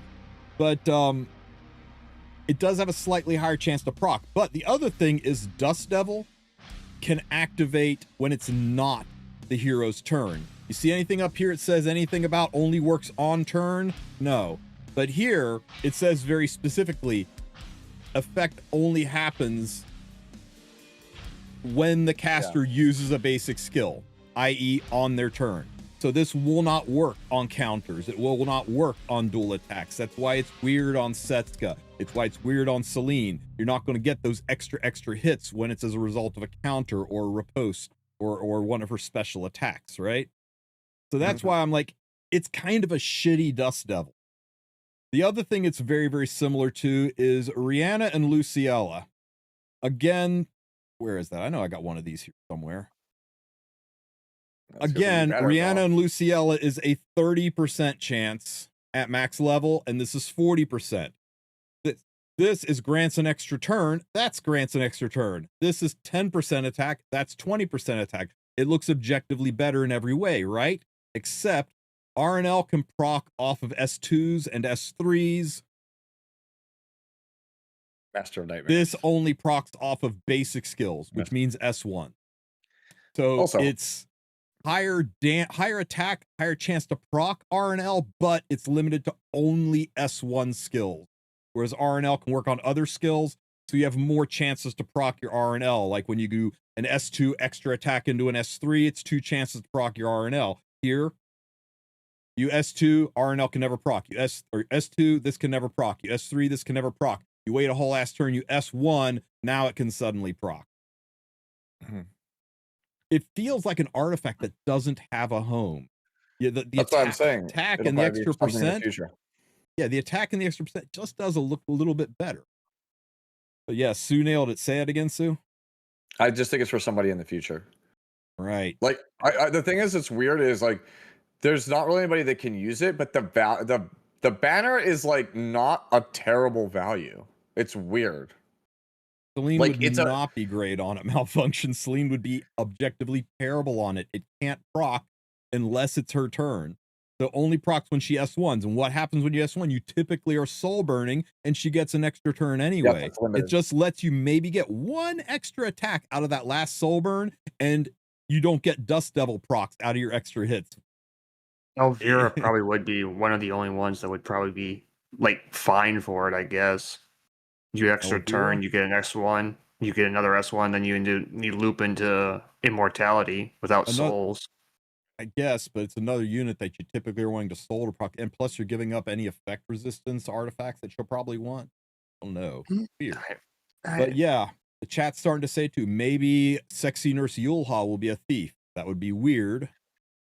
Everything about her screams Soul Weaver, and we're in a Soul Weaver meta, but it's possible, right? Weirder things have been happening, right? Bologna's a ranger. You know, weirder things have happened. Yeah. A lot of people think that maybe Race Car Sigrid, whose At least- art is very close to being done and will probably come right after the Flambear, maybe she'll be a. And a lot of people have noticed, the fuck is Zio doing on a thief artifact? So some He people possessed are a- really smoking some heavy copium that this is a teaser for a light Zio that's going to be a thief, That or would be fun. maybe a limited RGB Zio. But I don't know. That seems a little cope for me, but maybe. It just Well, isn't feels weird. he? Well, so here's the thing. Phantasmal Barrier, they said, is story-based content, and Zio isn't all the advertising. So my assumption is whoever the hell this guy is, he's going to be in the Phantasmal Barrier. We're going to figure out if this is like a new Zio or what, right? Like you'll know. You'll know what the hell this guy is by like next Tuesday. This is Zio from his last fight with Auden. He absorbed the star, and then Auden sliced him with Excalibur. So this is that form of Zio. Yeah. But like if people are saying like it's a light Zio, like we're gonna get another Zio. I think that's the heaviest cope one ever, but you know, crazier shit's happened, right? Hey Tashawn, new player, welcome to the game, buddy. I hope you enjoy Epic 7. Great game. Rip your free time. Yeah. Anyway, Like, so it's nice what they're doing with the like rebate system and the stuff for like 120 summons, get an artifact, another 120 summons, get a second artifact. But it's kind of like, well, damn, we just had the Freerin collab. It would have been a whole lot nicer to see that kind of system for Freerin and Fern than like on some limited artifact that's just not whatever. They put it in the patch notes. yeah, 'cause, so like, it's actually good. Yeah, let's talk about that. So one of the biggest complaints about the class summon was that people don't pull on these banners to get a random thief. Nobody is excited to see a rando thief pop out, a rando RGB thief. They're pulling on it for the special limited artifact, right? And so one of our biggest complaints was there's legitimately no way to guarantee that you're getting the artifact. You may as well just buy it from the powder shop, because theoretically, you could just RNG this damn thing over and over and over again and just pull off banner after off banner after off banner and never get the artifact. So they changed it. For those of you who aren't aware of this, there is a battle pass on your summons for the class summon. At the bottom of the banner, you see a little battle pass, and every time you do summon, the little progress bar moves across. And on your 120th summon, which is 600 bookmarks, you will unlock one of the artifacts that you can just claim. And then you can do another 600 bookmarks for 240 summons, and you'll unlock another summon. And, you know, you'll also get some mercy bookmark refunds to make it not feel absolutely horrible on the way there. But, you know, like it's taking, 100, instead of going 600 summons to pity, you get 100 back. So you're technically going 500 summons. So it's, everything about this is better. It's allowing us to pity the artifact. It gets you 100 bookmark kind of a kickback, so you don't have to spend as much to go to pity. It really is everything we asked for and more. They made the artifact pity there. You don't have to give up on the 5-star pity. You just get this at pity. You get some refunds if things go terrible. And between these two things and the shop, if you're willing to drop 1,200 bookmarks and be horribly unlucky, you're at a minimum walking away with 3 of the artifacts. These 2 and all of the other crap artifacts you'll have gotten is enough powder to buy the 3rd one from the powder shop. I'm pretty pleased with this for making the scam banner no longer a scam banner. We're the mother of all scams, as you dubbed it. A couple banners too late, but yeah, it's nice. Well, you say it's a couple banners too late, but the issue was that there has always been an issue with limited banners having off banners, and I think that's what you're poking at here, right? Is that the limited banners had off banner artifacts on them. And that was always a pain. And I do think that's something that needs addressed, but that's where big money, but this literally nobody was pulling on this, because basically every content creator in the world out there was telling people this is a huge scam and you shouldn't do it, and to send a message. And I think they saw the numbers. Whereas you see, there's a difference, right? On the Freerin banner, people wanted that and people wanted that. But on this banner, people only want that. Nobody gives a shit about this. Nobody goes, oh, damn, thank goodness it's the night banner. I needed random nights. There's a couple thieves out there that people would maybe want.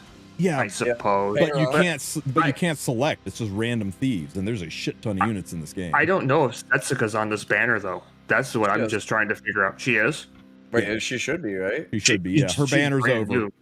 Yeah. Once an RGB unit's banner is over, they immediately drop into the pool. So she should be. I'm trying to remember if Crow was on Strike of Aspiration, if he was on that banner or not. I think he should be, right? Like the only thing that you don't get is the story summon. All this does is restrict it so that you can only summon that class from the RGB pool. Yeah, it's pulling the cuff pool, and if you look, she's in the cuff pool right now. I'm 99% sure that Crow was there as well. Red Crow. Yeah, was there as well. she's on elemental. Yeah, she's in elemental summons at the moment. Why would she not be on this? Well, I don't know. I didn't summon on Strike. I summoned on Magic Wand when it came out. Yeah, same.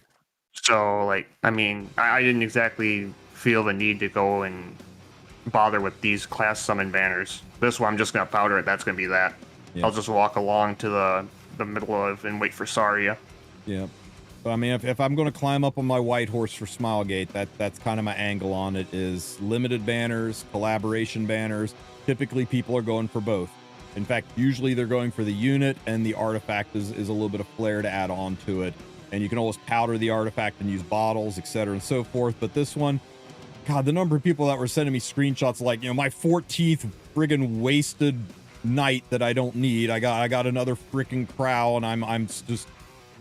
Everybody's triple S. I don't need more Crows, and I got 15 off banner artifacts. Feel so bad. There's no way for me to get the rocket, the Moas, the Rocket Punch Gauntlet. I think that this is an elegant way to address it. It would be nice if they would do something similar for all limited and collab banners. It's maybe a start. In the future. It's a start. It's a good start in the right direction. What they should do is change/add a buff for thieves in warfare rules. You really want Renak to be stronger? Yeah, I was gonna say, you want Renak to be stronger? Oh man. Wild. You want BBK to be stronger? Yes, BBK needs a buff. Yeah, BBK is kind of falling off. Any class-based buffs were big problems back in the day. Remember the Soul Weavers getting speed? That wasn't warfare. That was a frenzy rule. It was what 15 speed. Dien was running rampant, and then they lowered it to 7. And she was still running rampant. And it wasn't technically a ranger one, but it was like it, right? Like everybody turned into a ranger and got a free Sasha Ethanes. Remember the Sasha Ethanes one? I don't think I was playing RTA. That was me and a couple of my friends dubbed that Biken meta, and because KJ was playing Biken first pick every single time during that meta, because if Biken ever got the first turn and you scored a kill with Biken, that was it. You just had like infinite turns. You know how Sasha Ethanes worked, right, Joe? Yeah, I got 2 max. Imagine it's a passive frenzy. Yeah, it's a warfare rule. Yeah. Well, whenever you secure a kill, you get the CR push. Whenever anybody dies, whenever anybody on the enemy's team dies, your team CR pushes. Yeah, like everybody got a free Sasha's. It was so snowballing. So like KJ put his fastest gear on Biken with RNL. Oh man, aggro was eating well. And if he took the first turn, dude, and he procced RNL, it was just over. You were just never taking a turn. Yeah. It was just so much tempo. That Soul Weaver frenzy is why Rock God was such a menace. I think Rock God coincidentally came out during that Soul Weaver meta. But yeah, I think to close the book on the class summon banner, I think it's a fine artifact, but just get the one from Powder. If you want to summon on it, go ahead, summon on it, but I'm going to wait for bigger fish. Yeah, especially because we have a minimum of 2 more limiteds this year. I'm assuming. The fact we have Sigret, and then there's almost always a Christmas unit. We have Sigret, we have Biblis, probably a Christmas unit. Yeah. So at very least 3. The fact that they're doing the Leaf Epic Pass, and then now they're doing the Astral one. It's like there's got to be something that's coming sooner than later. Yeah, they're trying really hard to get resources. Like I bled myself dry for free, right? I had like no sky stones whatsoever, and then I just started to recover, and they were like, "Yo, you want like the best value battle pass of all time with these leaves?" And I was like, "Hell yeah, I do!" And now I'm back to being broke again. Yeah. Some feel like Sigrid is a Christmas unit. Here's the thing: Sigrid's animation was complete, like more complete than Sexy Nurse Yulha's animation, which she's probably usually when the animation is that complete, she is weeks away, not months. Yeah. Well, they also said in the update, unless I'm mistaken, that it was what's coming from the patch on the 23rd all the way to the first week of December. Yeah, because she was in the what's coming in November part of the discussion, right? Yeah, no, she's the first week of December, because they specifically said like this is like the quote unquote Phantasmal Barrier season. There's an event that lasts the entire time Phantasmal Barrier is up, and like she should be in that same like 6-week window or whatever, give or take. And then after that, they said that they would be back in like mid-December, if I recall, to like give us the next update. Biblis will be limited for Christmas, possibly. Biblis is more of a spring unit, and March, April unit. That's when her story was supposed to be run, but then the Awakened Potential thing went kaboom, and Epic 7 had to scramble for content, and they moved her up and made her a Christmas event. And that's why it always felt so weird. It's like, why are we in a green house tending a garden over Christmas? And why does it feel like this event is not quite finished yet? I think it's because they accelerated and moved that forward. Just a theory, but I think that's what moved her out of a springtime event. But the original Biblis was around Christmas, so it's possible. Yeah. But it's really just guesswork. I watched through the devlog real quickly. It says, now we'll introduce characters coming in November. First making their debut, Saria. Ooh, Elder Saria. Saria probably no. Saria? Yeah, Saria is apparently not limited also. It's probably there's no room for her to be limited. Probably November 5th, you'll see the complete look. Then coming also November, Nurse Yulha, Gentle, yeah, right. And then Biker Sigrid. Then it says December will be Sealed Eye Surin. There you go, guys. Sealed Eye Surin. Yeah, so Sigrid is so in that case, so she is November.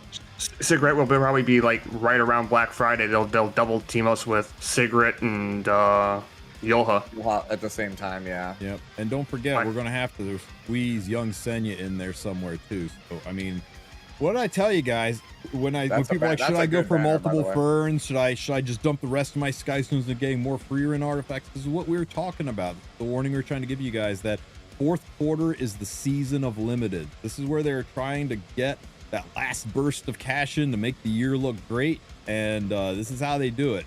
It is you go back and look at Cecilia Bot and look historically what October, November, December has looked like, and it is limited after limited after limited. They'll probably do like no different.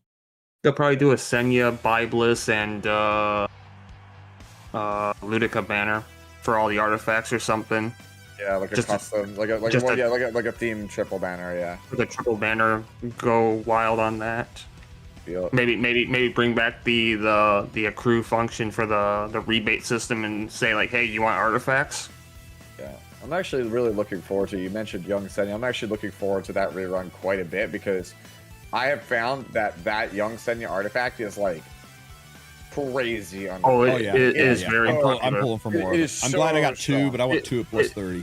It is so popular. People are like, yeah, you need proof. It's like, wait, what? No, not that proof. The other proof. Proof. Yeah, because like you can put you can put like Bellion in your front slot with it, and she's like 35k HP.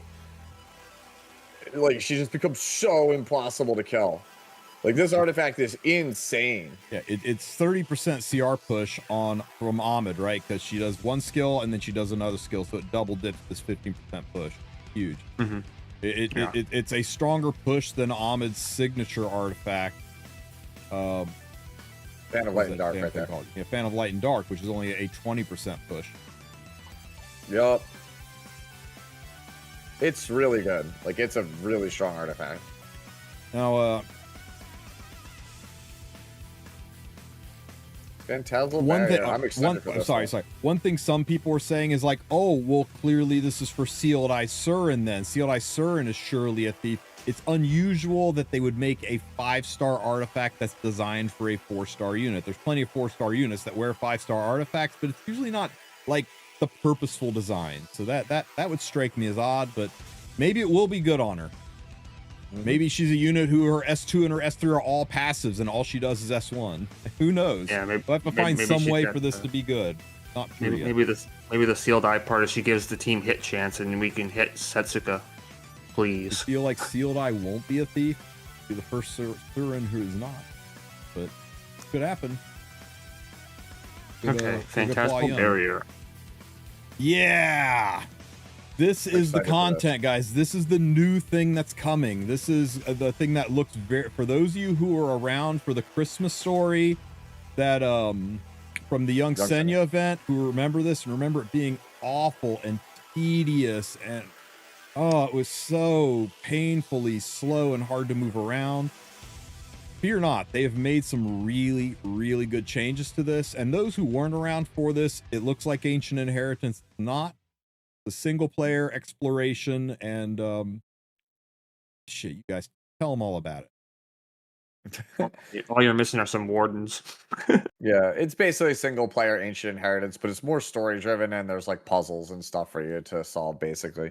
And thankfully, you can now kind of scroll like it's an RTS and move like great distances, because previously you could only move like 4 squares at a time, and you couldn't actually like it was it looks like they greatly improved this feature from last year, because last year it was abysmal in terms of implementation. It was really, really bad. I'm like super excited for this though, because I've always felt that like the Sharoon story was one of the better ones in episode 4, even though almost all of them suck. Like universally, like they all suck, but at least it's one of the better ones. And then Setsuka slotted in really well. Like when she was previewed, I thought, oh man, the way that they set this character up lore-wise, she ties directly into Sharoon and Zio, as well as Celine and Corinne. And then the side story for Setsuka was directly Corinne and Celine, but they never mentioned anything about Sharoon. They just mentioned she came from the same place as Sharoon. And then like we have the flashbacks to the same city that Sharoon was in with the Emperor, right? And then now we're getting this event, and I'm like, cool, we get to explore that other thing. That's awesome. That's what I really want, right? I like it when my characters are like fleshed out, and I like it when also their gameplay matches their lore. Not saying that's the case for Setsuka, but I do think that they did quite a lot with the Setsuka character, given the source material. Like, for years it was Moonlight Booba Blade, right? That was the joke. Oh, it's Kareem's mom. Yeah. So they were just like, well, what can we do with Moonlight Dreamblade? It's like, well, people play this on like D-Gen characters like BBK for like the attack buff. So what do we just make it a fan service character that's like a BBK, but also we tired of Natalon. So I was like, oh yeah, honestly, like that's like a home run. They did not drop the ball with that character. So more story from that character, yes please. Is Sharoon usable? Is Sharoon good? There was a time when Sharoon was usable and good, and then a unit you probably are aware of got a buff, and Sharoon kind of disappeared from the meta. All right, so let's say Sharoon was actually got buffed tomorrow. She's still gonna have a hard time seeing play, because you're scrolling for him. Go up 2. Yeah. Go up 2. All right, cool. Yeah, how does Sharoon see play when this character exists? Yeah. The DDR can play when this character exists, because DDR still has a very effective S1 skill, and I'm sorry, S2 skill, but Sharoon's just going to cause problems for you. Yep. Yeah, it's they have to find a way to make Sharoon not like the biggest Schneel enabler of all time. Mm-hmm. I got a Schneel win. Or I got a Sharoon win the other day. It was kind of funny. I just kept resetting my Oh, yeah, opponent. she's not unplayable. It was funny. She's not freaking jacked, right? I mean, she's not unplayable. Yeah, It's I just she's very, very, very hard to use. Using her is almost a labor of love. I would say it's easier to slot a Benimaru into a team than a Sharoon. Yeah. No, she's like a fine unit. It's just the meta is like, it's so weird because it takes so much to be like a playable debuffer, but the playable debuffers we do have are just like absolute BS nonsense that like nobody enjoys. But yeah, I mean, Death Dealer Ray stole her job, and then they came up with an answer for Death Dealer Ray, and the answer to Death Dealer Ray obliterated Sharoon. So it was like a 1-2. It was like kicking her when she was down. So they really need to do something for this girl to bring her back. It's more than just a buff. She kind of needs a fundamental kit change in some way to make her viable again, I think. It's too bad. She's a pretty character. I love her color scheme. I love the voice lines. Good VA too. Yeah, we love the voice lines. I love the voice lines. Yeah, I believe Clueless is a act or whatever it is. Perfect. Oh, and like Ancient Inheritance, there are chests you can go around and loot. Unlike Ancient Inheritance, there are no daily provisions. You can just move around as much as you want. And being able to scroll and move around the map and find what you're looking for, and then be able to click on it, walk all the way, it's gonna be so nice. It'll give us more time to engage with the story. And what I missed who said it, but somebody said it earlier. I think it was Tetsuo said the Senya story was tedious. And that's the word for it, right? The story was cute. It was well done, but the event was so tedious that it made reading the story not fun, because you were so put out by how hard it was to move around that by the time you got to lore, you're like, just fucking skip it so it can be over. And the devs felt really bad. We had a voice meeting, and they were talking about how like they all left Smilegate headquarters all kind of high-fiving each other over this Senya story, all excited about how good it went. And they came back and they saw the feedback from it, and it was like a gut punch to them because they thought we were going to love it, and we hated it. And we just told them, like, well, just dust off and fix it, because I'm sorry it didn't go over well. Shit happens, make it better. And it looks like they've addressed the issue. Yeah, it's actually funny. I felt bad because, like, I remember talking to Oreos, and he was like, "Oh yeah, man, like we think it's great. Like we thought it was amazing." And they're like, "Do you not think it's like a really good side story?" I was like, "Dude, this is a standard side story for Nikkei. Like you guys like basically made the status quo for your biggest competitor. Like that's not even like their good stuff. Like that's their like, oh yeah, it's a Tuesday." It's like, if anybody, oh shit.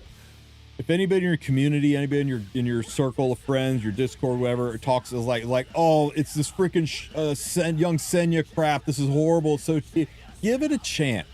It was awful before. Most of the things that made it tedious, they worked hard to address it, and I think the upgrade version is going to let you really be able to engage with the story, and not spend so much time with the mechanics of moving around, and be able to immerse yourself in the story a little bit better. And it's too bad, right? Because that young Senya story, it was really good. Just nobody read it because we were so freaking put out by the event. Even if they've done the Senya Alencia tragic stories to beaten it to death. I mean, how many times is like, you were excited to go somewhere, but then the process of getting ready to go was so fucking tedious. You're like, I don't even want to fucking go anymore. It's kind of what the Senya story felt like. It was so tedious, you just didn't want to do it anymore. So this should address it, and I'm looking forward to trying it out. I'm looking forward to seeing if the fixes are as good as we think they are, and hopefully this story will be on par, if not better, than the last story. You guys can say whatever you want, man. I will always like Alencia in any side story she shows up, because that character is literally auntie with hands rated E for everyone. You can get some hands, they can get some hands. Anybody wants some, you can just meet these fists. Okay. I think that character is great. I think it's like legitimately one of the best characters E7 has. It is nice that it's nice, and then it's kind of like, well, where's ML Alencia then? Where's ML Tamarin? We're just kind of now going through the episode 4 heroes. Yeah, we'll be the odd man out here, but after 3 years of everything being Senya Alencia, I'm fine. I'm good for a break. You know, chocolate cake is awesome, but if you have it for dessert every single day, you're like, you know what? Even vanilla ice cream would be good at this point. Yeah. Senya and Alencia are awesome.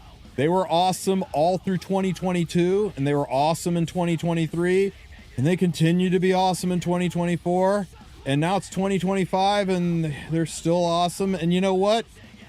There are 347 other units in the game. Can we talk about one of them for a change? I can't wait till we go back to Conquerors of the Ocean and we're discussing Alencia meeting Senya. I swear to God, Yeah. I was like, you know what? That's it. I'm going to close up shop. I'm going to shut down the channel and move on the moment we go, it's time for Senya and Alencia go to Nadalon High. I'm like, God damn it. It's done. It's over. Yeah. It's over. All right, guys.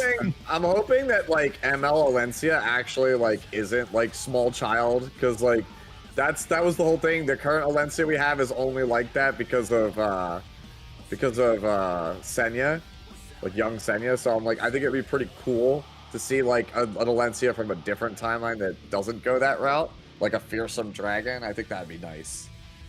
Guys, it took 5 years, but I think we finally got it through their head to never give us 78 gear again. Here's the lobby art Joe is talking about. So part of doing this event, we'll get you that cute lobby frame. We're Profile card.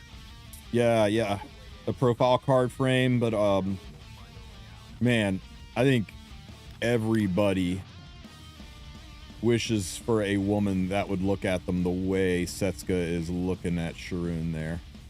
I think I got the screenshot of it. Hold on, wait a second. All right. Let's come back to Guild Wars, because this is a whole ass can of worms. Let's just cover the last little bit of stuff, and then let's come back to Guild Wars. Let's talk about something fun. Let's talk about ice cream and candy eating monsters. First, we've got the queen of vehicular homicide, Lulakar. Oh my God, driving her truck right into your heart. She is getting a speedy eat. So isn't she one of the fastest soul weavers in the game? Isn't her Zodiac like zoomy fast? I'm checking that actually. I don't actually remember. Is she Taurus? Gemini. She is a Gemini. So it's 105. So she's Amelia fast. DN speed. She's like so she'll be like about as fast as DN now. Yeah, she's not Desert Jewel Bazaar kind of fast, but she's fast enough. But she's going to have 10 more speed. So she's going to be like effectively 114 to 115-ish speed. I'm giving her that 15% push and making her as much effectiveness as possible to try and outrun these freaking Amids on the ladder. That's exactly that. Yeah, you kind of jumped the shark there, but yeah, the Lulakar, I am fairly confident we'll see play with this exclusive equipment.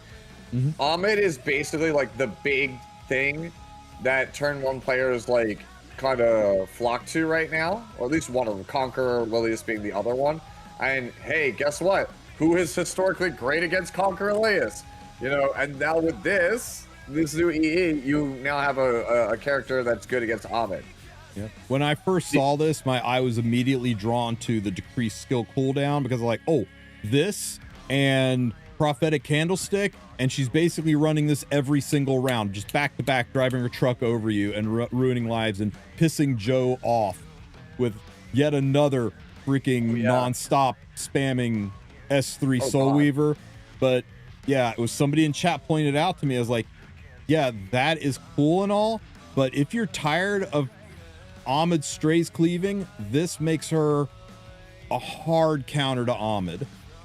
So you got to decide how you're going to want to play this girl. Are you going to want to build a anti-Ahmed tool, or are you going to want to build a tool of vehicular manslaughter terror? Suddenly she's not just driving a truck, she's driving a truck loaded with explosives. She becomes an absolute terrorist and somebody that's going to hold you hostage in a fight, hold your enemy hostage in a fight. Honestly, like all of these are decent. Like even the first one, like people used to play counter set on the character. Like that first one is actually not bad at all.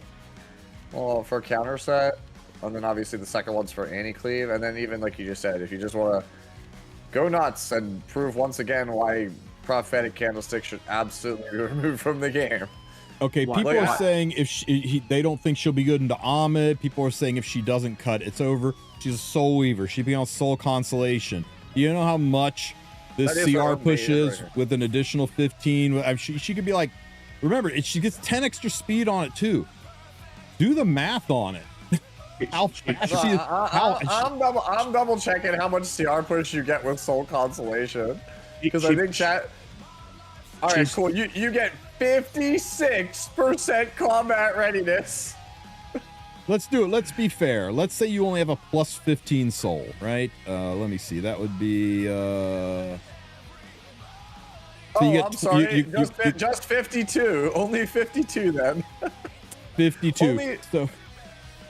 So what are we saying here? If that Ahmed is 3, let's go with a fast Ahmed, right? We'll go with I'll go 310. 310. 3010. Ooh. You could be 203 speed and you're cutting that Ahmed. Yep. How hard is it going to be to build a 203 speed Lulacar when you get 10 speed from this exclusive equipment? All right, now do me the favor. Do it as 26. So that way, when the cleaver inevitably takes the red Politis, how fast do you need to be? Oh, okay.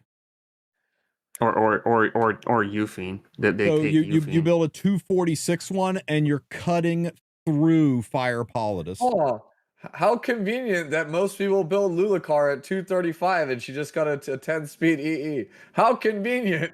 How convenient! Just another soul we were getting a 10 speed EE. Of course. Why not? Once again, I want to point out, guys, that you know what this means, right? Everybody knows what this means. This means that Cleave is dead. You can no longer cleave. So take all the gear off of your anti-cleave units. You don't need them anymore because no one's ever going to cleave again. So that gear is wasted. You can put that gear on anybody else and not worry about Cleave anymore. Cleave is officially dead. You heard it here. Joe stated, Sue certified. No. Who paid you? Loki? Giga? Xarian?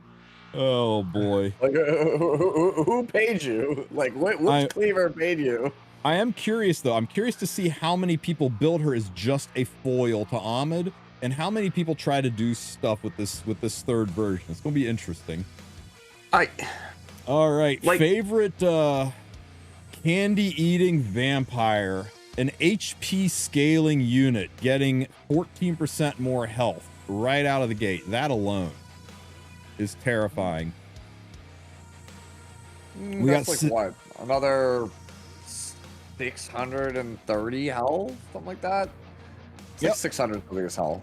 And we've got another we got a kind of a semi, instead of randomly she attacks the highest attack, it's targeted, right? So she's always going to dual attack with the back row unit, which lets you choose who she's going to dual attack with.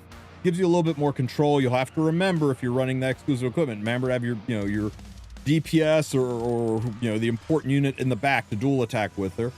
You got Sweet Cheers, which again is increasing combat radius by 5%, or you got Spirit of Rock. This is where she hits you in the face with a guitar and murders you. It's just going to happen faster, reducing this cooldown by 1.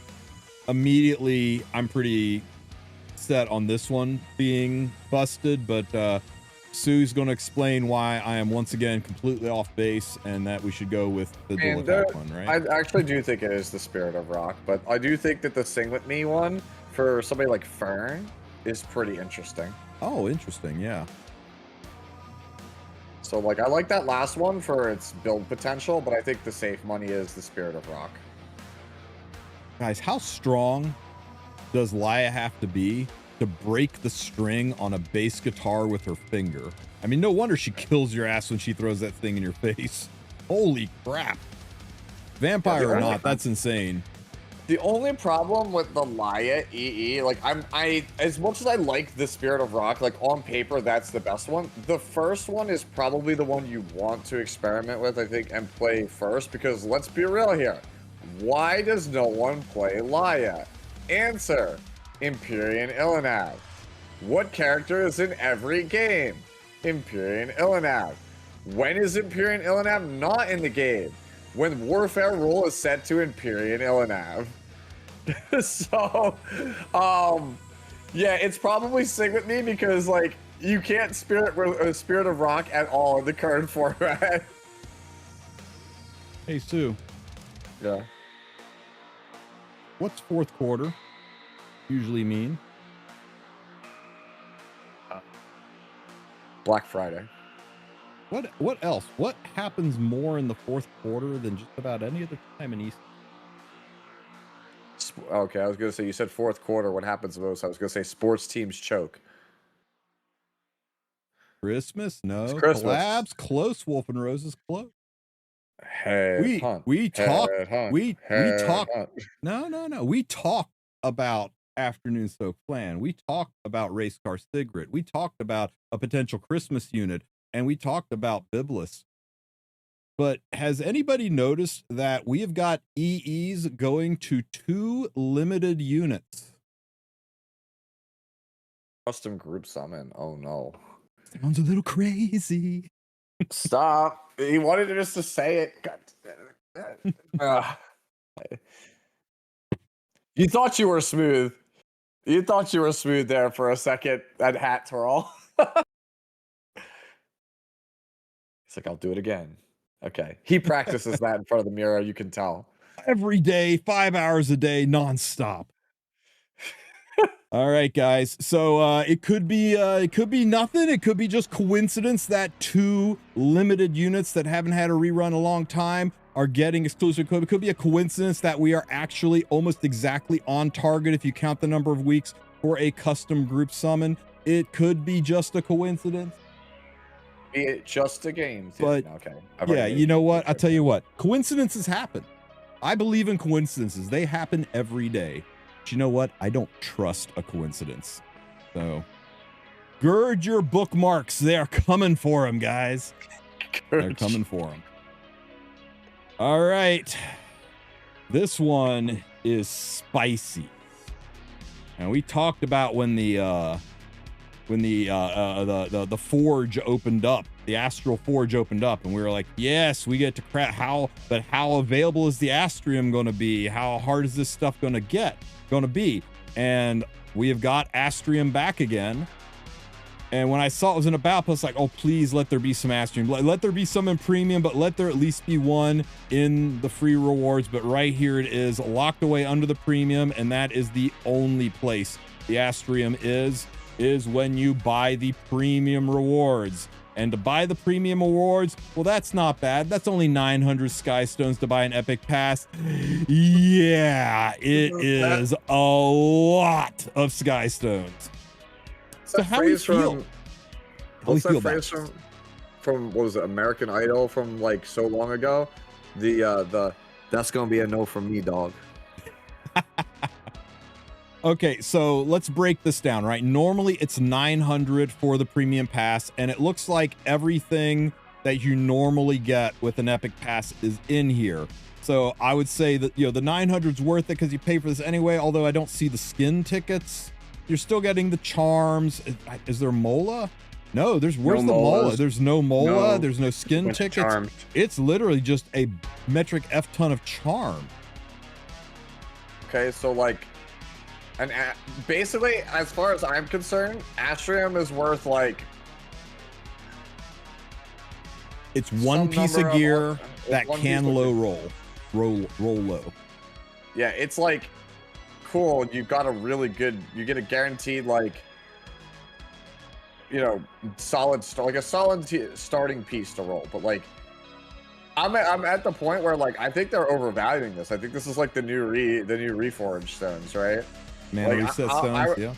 Some were saying if Astrium's in here, craft gear, why not at least put some mana reset stones in here so you can like refresh the bricked gear that you made from your Astrium, right? What I will say is I would rather use the 1900 Sky Stones to buy leaves to get otherworldly gear. So yeah, you got to ask yourself, look at what you made from your Astral Forge. Really look at it. Look at that piece of gear that you got from your Astral Forge from the free ring collab and say, would I take a second one of these for 1900 Sky Stones and a stack of charms to level it up? And if the answer is no, walk. If the answer is shit, yeah, then consider it. But it's one of those things where, depending on what gear you have, and how important getting a custom piece is to you, this could be a little bit variable from account to account, but it is crazy that they're putting something out like this to suck Skystones away from us right after they put out a pass where you could get a shit ton of leafs for Skystones, right around the time when they're coming out with a new ML5 and a new limited unit and probably another limited unit and then a rerun of a limited unit and then another limited unit and then another rerun of a limited unit, and then it's Christmas, we got to have a limited in there, and you know what, we're just in time for a collab. Yeah, I don't think But it's that's quite like just that. a coincidence. That's just a Buy coincidence. our packs. Be very, very careful with your Skystones, guys. I got to ask up one side and down another, is the Leaf Pass worth it? And yes, if you are just looking at stamina, the Leaf Pass is significantly more stamina than what those Skystones are worth. But Leafs can only be used as stamina. Skystones can be used to buy the Astrium. Skystones can be used to buy the Battle Pass in Expeditions. Skystones can be used to buy that lobby skin you like. Skystones can be used for lots of things. Refreshing the shop to get Mystic Metals. You can't do that with Leaves. So the value of Skystones is typically much, much higher than the value of Leafs. Now, if you're just comparing farmability and stamina you get from them, sure.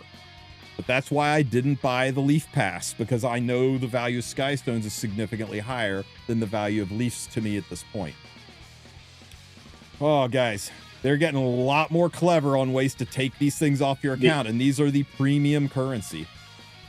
The other thing to add to this is that even with the Epic Pass here, we're getting a buttload of charms from the Sharoon event with the 4 weeks for the shop there. Facts. Like, why bother with this? Hey, Beardy, thank you so much for the biddies, buddy. I appreciate you.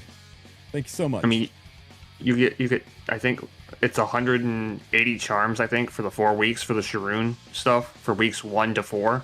Yeah. And then this is probably like 20, 30 charms. Like, okay, guys, do you want to roll that piece of gear you just used 1900 Skystones on and brick it, and then sit there and reuse another reset gem or whatever? Or do you want to go ahead and keep those Skystones, farm for stuff, and then go ahead and whatever? Like, that's my way of looking at it, too.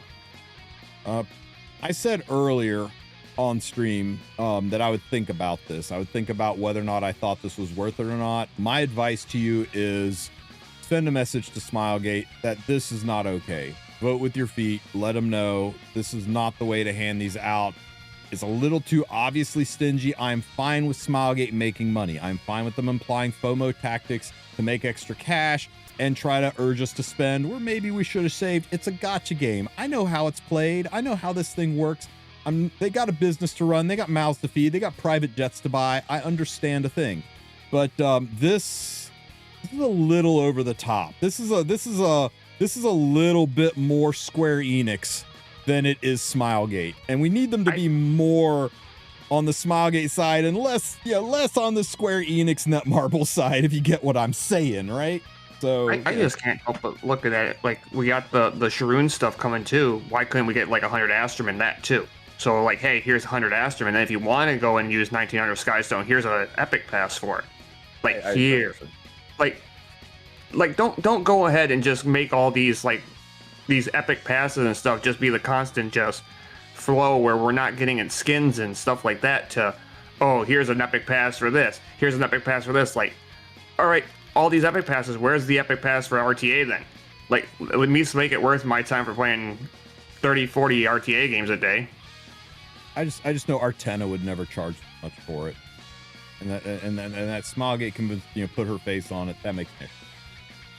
Yeah. All right, guys. If it's worth it to you, if somebody in chat said, "What if I'm sitting on 50,000 Skystones?" You know what? If you hoarded those resources, or you're a premier whale and Skystones mean nothing to you, and it's all about getting the perfect gear, then of course, we're talking on a responsible dolphin free to play level when we're giving this advice. We're talking to like, Joe New Guy and Sue Everyman. We're not talking to Dr. Whale out there, right? So, Tristen Whale. Tristen Whale. Whale Wolf. All right. This is a big question that I've been getting all day. Do I pull for Afternoon Soak Plan? Is this year-old unit even relevant anymore? Should I pick one up? Is she worth my bookmarks? Considering everything that's going on, and I'm really curious to hear your guys' takes on a not just what's the value,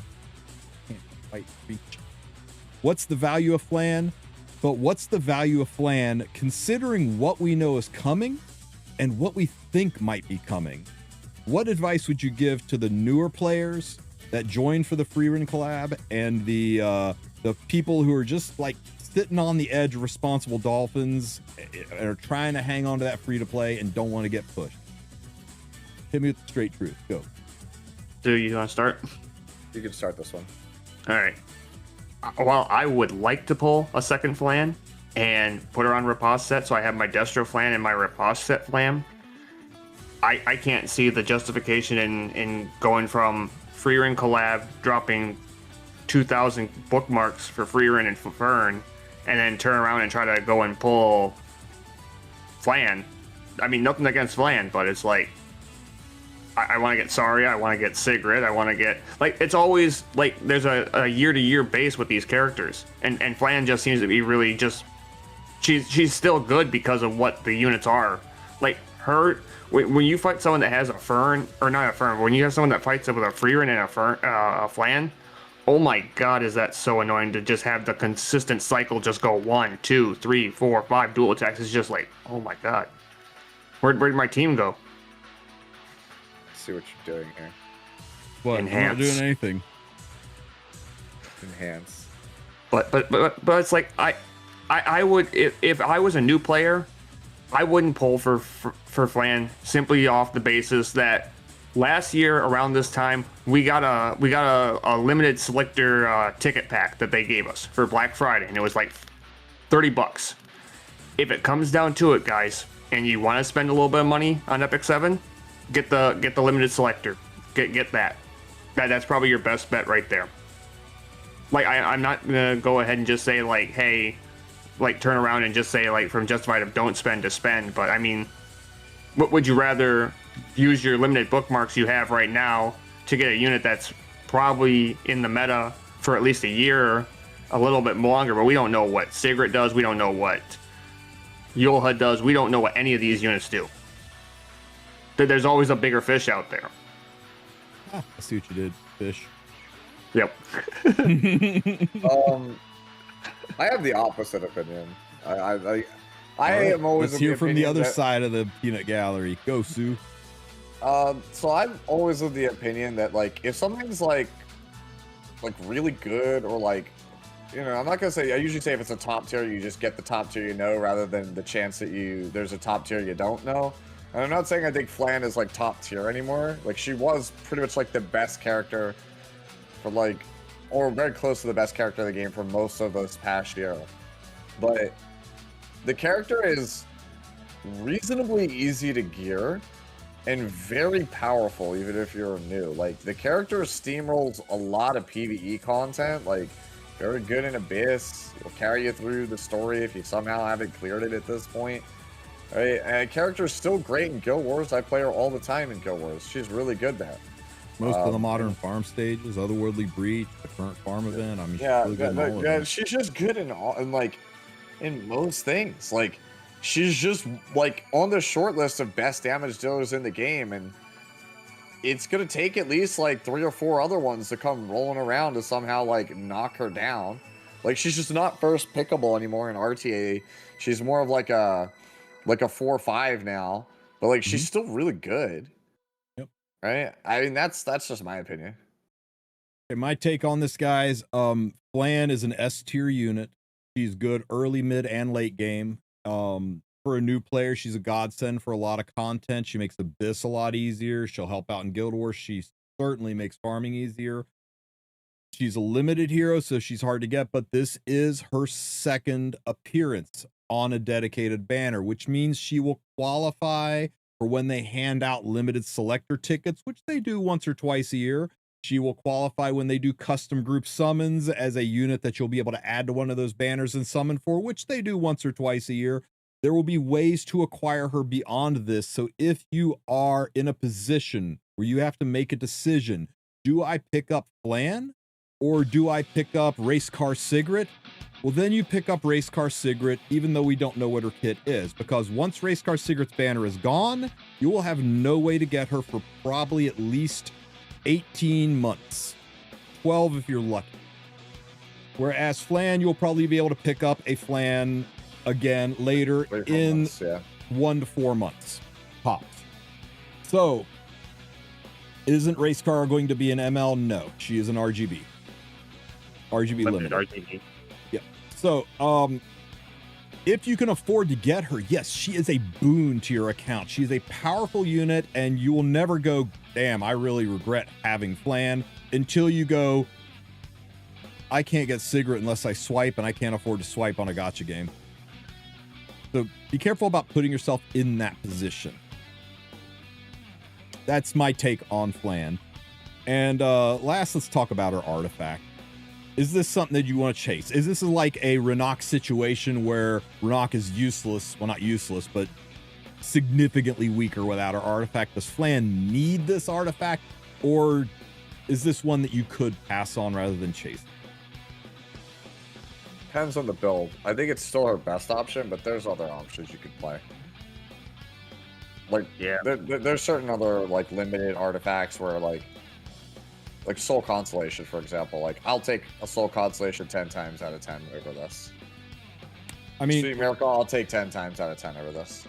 Like fading memory. I mean, yeah, she's a ranger, and rangers have a lot of good options. There's a lot of DPS options for her, up to and including some people putting Bloodstone on her and making her their auxiliary backup healer. There's things you can do for Flan. This artifact is nice. I think it's her best in slot. Well, I've got it on both of her, but if I didn't have it, I could still play Flan effectively. So if you're on a budget, you can always just pick up a Flan and then just dip out of the banner and then pick up her artifact down the road from a custom group summon if you want. But yeah, this, you know what this is right here? This Bait? is this. This is another way to say everybody wants it, so let's give it to them, bleed them down, and then we can drop Sigrid. Then we can drop Surin. Then we can drop the new Christmas event unit. It's bait. Yes, everything is bait. Welcome to Gacha Games. It's the whole business model, guys. And I'm not here to tell you it's wrong. I'm not here to tell you it's scummy. I'm not here to tell you that the casinos stack the bets against you. Duh. I'm just here to remind you that you got to be careful playing this game if you're going to play. The more free to play you are, the better, with foresight and knowing what's coming next and watching patterns and being smart with your resources go. Because if you don't, the FOMO kicks in, and that's how they get you in the wallet. So just please be careful. And if you have a way to get Flan and still be able to secure pulling, Sigrid, or no, if you're sitting on a 1,200 bookmarks, for sure, go pick yourself up a Flan. But if you're sitting on 300 bookmarks, maybe be a little careful with it. Maybe doing this, you're going to wind up missing Sigrid if she comes out in 2 weeks or 3 weeks. At very, very, very least, if you're on the fence, her banner goes until November 13th. Wait until the last minute. Wait until the last couple days. You got the future side of what's ahead, and then make a command decision on whether or not you spend it, and you'll at least be able to see what's down the road. If by the last day there's nothing visible down the road, you at least got a couple more weeks beyond this to recoup. It's not like this banner ends right into Sigrid's banner, right? Good way to put it, Zilla. She is a last-minute decision for sure. Dude, it works, right? Play hard to get. Play hard to get. The only disappointment for mine with her rerun is that there's no side story with her because they had like a picture book side story with Yeah, her. her side story was terrible. It was like 3 cutscenes. It was just 4 little story chapters all condensed, and it's like there's no rerun for it.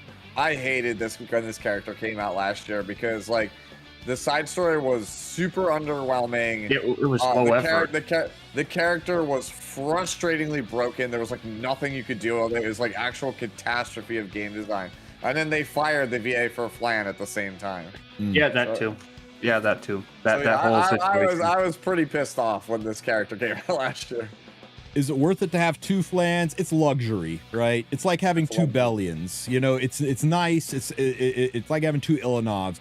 You don't need it. It's just luxury. I like having a slow counter Flan, and I like surprising people with a fast damagey Flan too.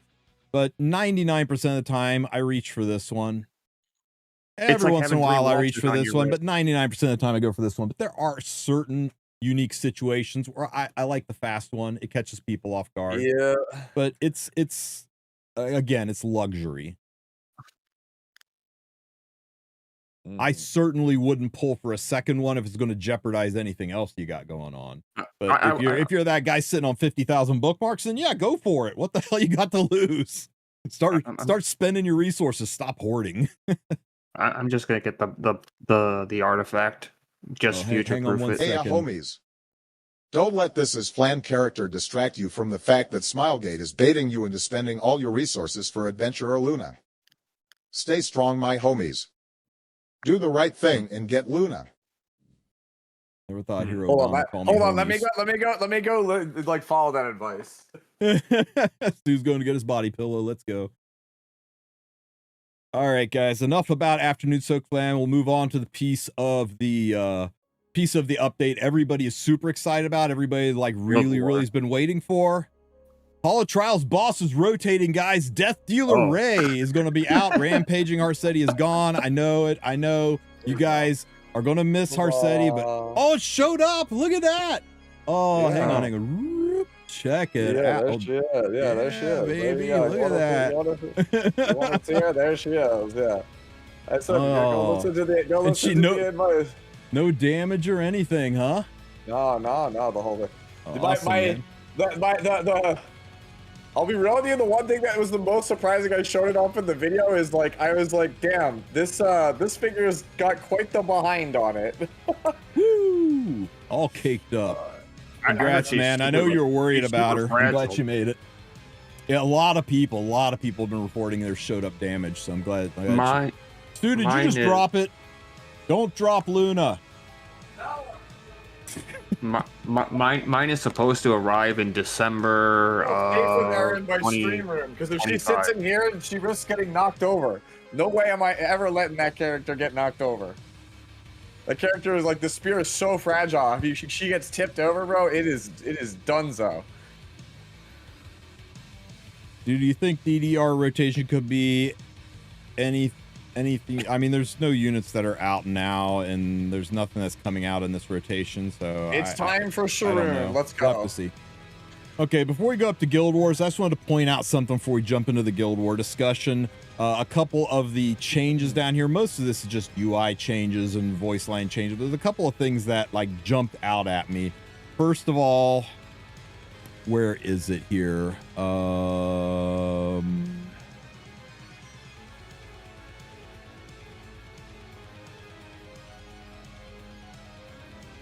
It was down here somewhere. Where the fuck did it go?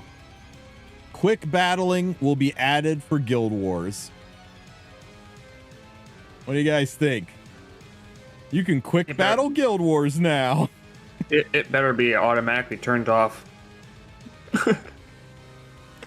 If I accidentally click quick battle in the last war on Friday, my guild leader is probably going to Shanghai strangle me because we're literally pushing for top 32. Quick bag will be added to Guild War. I didn't see that. No. Yo. All right. Place your bets, chat. Which one has worse auto battling? Chaos Zero Nightmare or the E7 Guild Wars? There's no way. I wonder if anyone's going to ask Vic to do this just in the off season or something. Oh, no, Vic can't do it in the off season. He's with Palladia. Never mind. You know what, Onrush? That's probably actually a good point, that the Hall of Trials will be meant to showcase the new exclusive equipment. That's very likely. Okay, guys. All memes aside, this is good. This is a good thing. Most of us are sitting in guilds where we actually somewhat care about guild, right? Not even the super sweaty ones. They just want you to participate because it's all about doing good enough to maintain your high multiplier, your high enough rank that you get decent mystics from it, right? But there are a lot of guilds out there that are just sitting like, yeah, our guild, we're ranked 12,300. We've got like 16 people. Some of them fight, some of them don't. And they're fighting talentless, like especially the first few days of the season where you match up randomly, and everybody's done it, right? We've all been on there like stomping on the dead guilds and stuff like that. It's no fun to just get your ass handed to you. And for those guilds that don't care, Guild Wars is tedious and kind of morale crushing, right? You got to do it. Even if you lose, you're getting your mystics, but picking units and then just watching yourself getting gear gapped and sitting there and watching yourself get torn apart by people who are just years ahead of you in the game, it's not fun, it's not compelling, and it's annoying. So this gives people ways to go, hey, yeah, there's no way we're beating this. Hey, I just joined a new player guild. I'm trying to learn, but I talked to my guild master and they're like, yeah, you're still level 50. You're not winning this war. Let me just push a button, get my mystics, and not get demoralized, move on with other stuff. So I think this is nice for the incredibly casual new player guilds to be able to not just sit there and get the shit kicked out of them 3 times a week and feel really good about themselves in the game.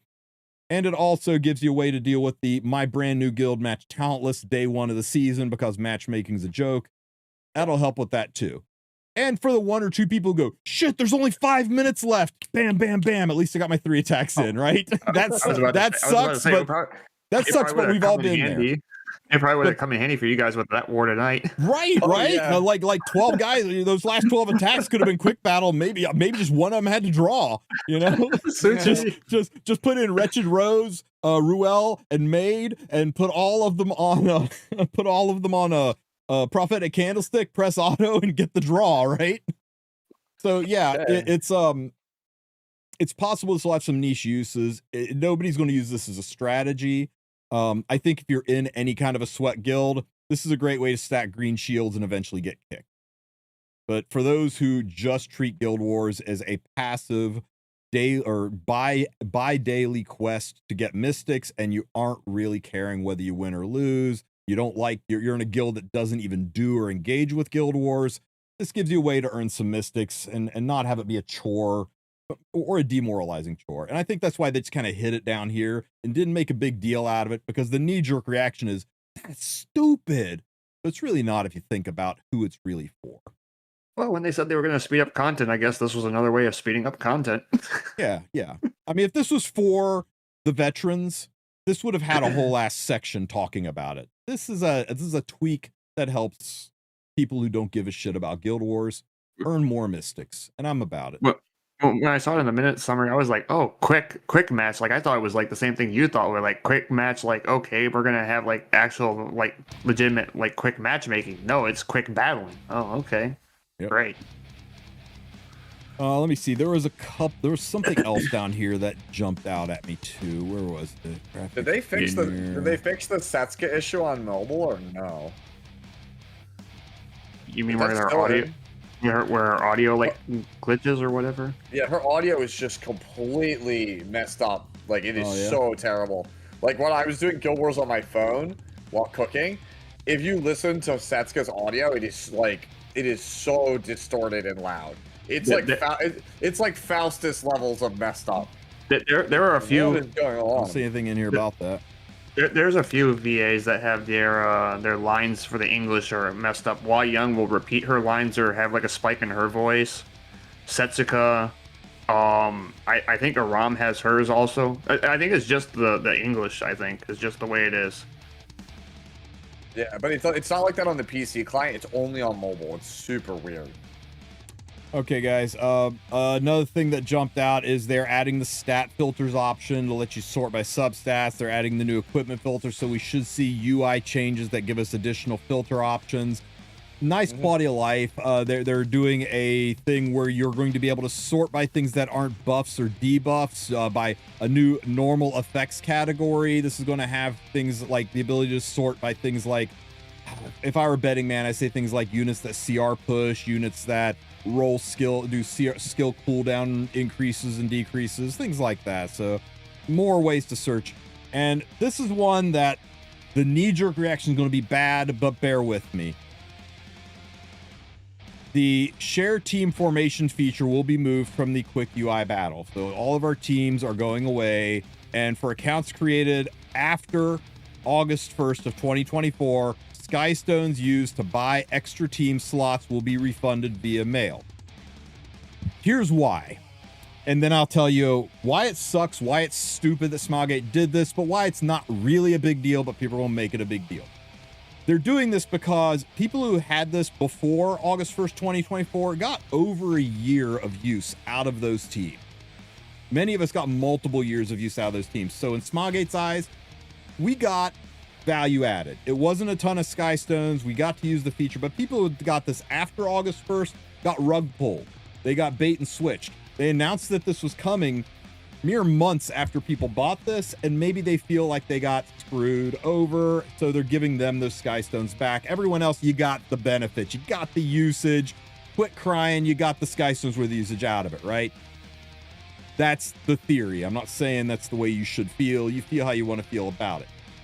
The reality of it is, I'd have to add it up, but this is what? 250 Skystones. It's not like it's account changing. It's not like they said, hey, these guys, they're new, so they get 12,000 Skystones and you don't get shit. It's only a couple hundred Skystones. It's like less than half of a week's worth of arena. It's not that big of a deal Skystone wise, but you could also say, then why not just refund everybody? And that's what they should have done. This is an L from Smilegate because it's just such a wasted opportunity. All they're doing is pissing off veterans for something that does. Giving everybody 250 Skystones is not going to fuck up the Epic 7 economy. So I'm disappointed that they missed a chance to do just a nice customer service across the board and instead made it time-gated conditional and are creating some negative feelings over something that's not a big deal to them and really isn't a big deal to us. So it just feels like a bad PR move. Yeah, it doesn't make any sense, like at all. I'm not surprised. They've had a history of doing it. Look at that one event that we had. That was the one with the selectors. They had the thing in the video with the five selectors, five selectors, up to five selectors. Up to five selectors. Yeah, up to five. And then it comes out for vets. It's one. It's like, oh yeah. Oh yeah, the up to is if you're new. If you're new, you get more. Yeah. But like, here's the difference though. A selector is impactful. 200 Skystones. I mean, don't get me wrong, a buck's a buck, but you're talking about like what, 600 stamina. I mean, it's not like it's gonna break the game. But yeah, it's I think it's just a missed opportunity for Smilegate to engender some goodwill rather than just I don't know. It's like poking you with a stick. It doesn't hurt, but it pisses you off. And that's what this is, right? This doesn't hurt. It just pisses me off. Well, it's better, Smilegate. Be better. It's like that. It's like that one. It's like the one compensation where they had that one with the CN server and stuff like that. Where if anything where CN server got this, CN server got that, everyone lost their collective minds and stuff like that. And it was just like, yeah, don't worry about that. I still stand by CN server is a different game, and this is all playing together. We actually have people playing together, competing together, getting treated differently. And I don't like anything where there are classes of players. I don't like it in real life, and I don't like it in my games. But I know it's a thing, right? You gotta treat the new players better to keep them around. The veterans, they're already sunken cost fallacy hooked. I get it, but I don't like it. And this isn't necessary. This was such an this was just such an easy W. There's no reason for them to split it like. If anything, they made it harder on themselves. They have to tell the algorithm to look at dates. They're just pushing 250 Skystones and saying, Compensation are bad. We get more compensation than this when freaking maintenance goes 2 hours long. Real maintenance starts. Anyway. Is this the part where I get to pull a divine and go to sleep? Guild War? Yep. My least favorite content. Oh my god. Guild War season is ending. That's right, guys. This Friday is the last Guild War of the season. So get in there, get your frames, all that kind of good stuff. But when Guild War season ends, preseason will begin. And while all of us are doing preseasons, the absolute mad lads who put the effort in are going to be ramping up for the season tournament. So here's the schedule for the tournament. Literally this Sunday, composition reveals, and then we're going all the way. I mean, they are ramming this thing through fast. From the 26th to the 11th is the entire tournament season. They're really actually jamming this whole ass tournament into Can we watch preseason. I know there's a prediction thing. I think they said something about the finals, third place and fourth place will be actually streamed. I think they said something about to that they will try to do something with that regard. I don't know how that's going to work. But we'll wait and see. Yeah. So this is nice. This gives us something to enjoy while we're doing preseason. We can actually watch these guys, because you may hate Guild Wars. You may not like the idea of non-stop monitoring builds on the enemy teams and rotating stuff and hurting the cats and making this happen. But you know what I think is fun? Watching the people that put the hours in to do it, and watching those guys grabbing the popcorn, watching them do the stuff, right? I mean, we do that with RTA all the time. Everyone's like, God, playing 1,000 games, that's crazy. And they're like, no, that's 1,000 win. There's also 1,000 losses, and I played 2,000. Oh my God, where do you find the time? But I enjoy watching those guys because they're crazy. You like watching the enthusiasts. You like watching the people who are the professionals that eat, drink, and sleep this. And eating the popcorn and going, damn, I'm glad I didn't have to do that myself. I got to live vicariously through them. So I think this is fine, and I'm going to enjoy watching it. It's going to be crazy watching Smilegate wrangle 900 plus people into a tournament across 2.5 weeks. So the logistics of this is going to be wild. Now, the Guild War format and rules, right? The Guild War tournament will proceed the same format as standard Guild Wars, where guilds are in the highest point of havoc will claim victory. So nothing different there. After the war ends, rewards will be distributed on so everything there. A blind feature will be applied to the Guild Wars, same as existing blind function when you're top 100. If a guild fails to meet participation requirements for a round, that guild will be counted as an automatic loss, and the opposing guild will advance by default. So that's gonna be, I think that means too. 30 of 30, I think. I don't know. If a guild dissolves after the composition is finalized, yeah, okay, duh. Give up. Guilds eliminated from the tournament will receive war points based on where they are eliminated and can participate in the preseason. Okay, group stage. Based on the rankings, the N25 top 2s will be divided into 8 groups. It looks like it's just a single elimination style tournament. 32 would be perfect, so no buy fights. Guild War calculations are not completed by the time the compositions are revealed will be ineligible. I want to see what happens when they tie, when both guilds do total destruction. 2 guilds with the highest, huh? And they both full clear 14-14 or whatever it is. Here we go. If 2 or more guilds have the same number of war points at the end of round 3, advancement to the tournament stage will be according to a separate criteria. I guess we'll find out what that separate criteria is later, huh? Question mark? 3 rounds of bare knuckle boxing by the guild leaders. Go. And now you're interested in the tournament. It'll be determined by the number of max leveled copies of Guide to a Decision on the guild. Bracket will be organized based on the group phases, tournament round 16 format, top 4 game. Yeah. All this is just standard single limb tourney. Okay, tournament adjustments. These are the things that are going to be different from normal Guild Wars. Building defense levels will be adjusted. They're probably going to do this to make total destruction hard or impossible.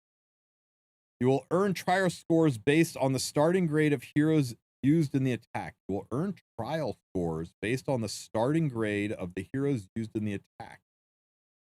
You know what'd be wild if that means that if you use 3 stars, you get more points. You will earn 2 trial scores for 3 stars, 1 trial score for each 4-star hero you deploy. So if you use a 5-star, you get no points. Great. No trial points. So you're gonna see people cooking like Christie, Trial Lorena. scores will be added to your Guild War points at the end and will affect your final victory result. That's the extra criteria. So the tiebreaker is effectively who used more 4 and 3 stars. 3 and 4 stars. You get bonus points for using 3 and 4 stars.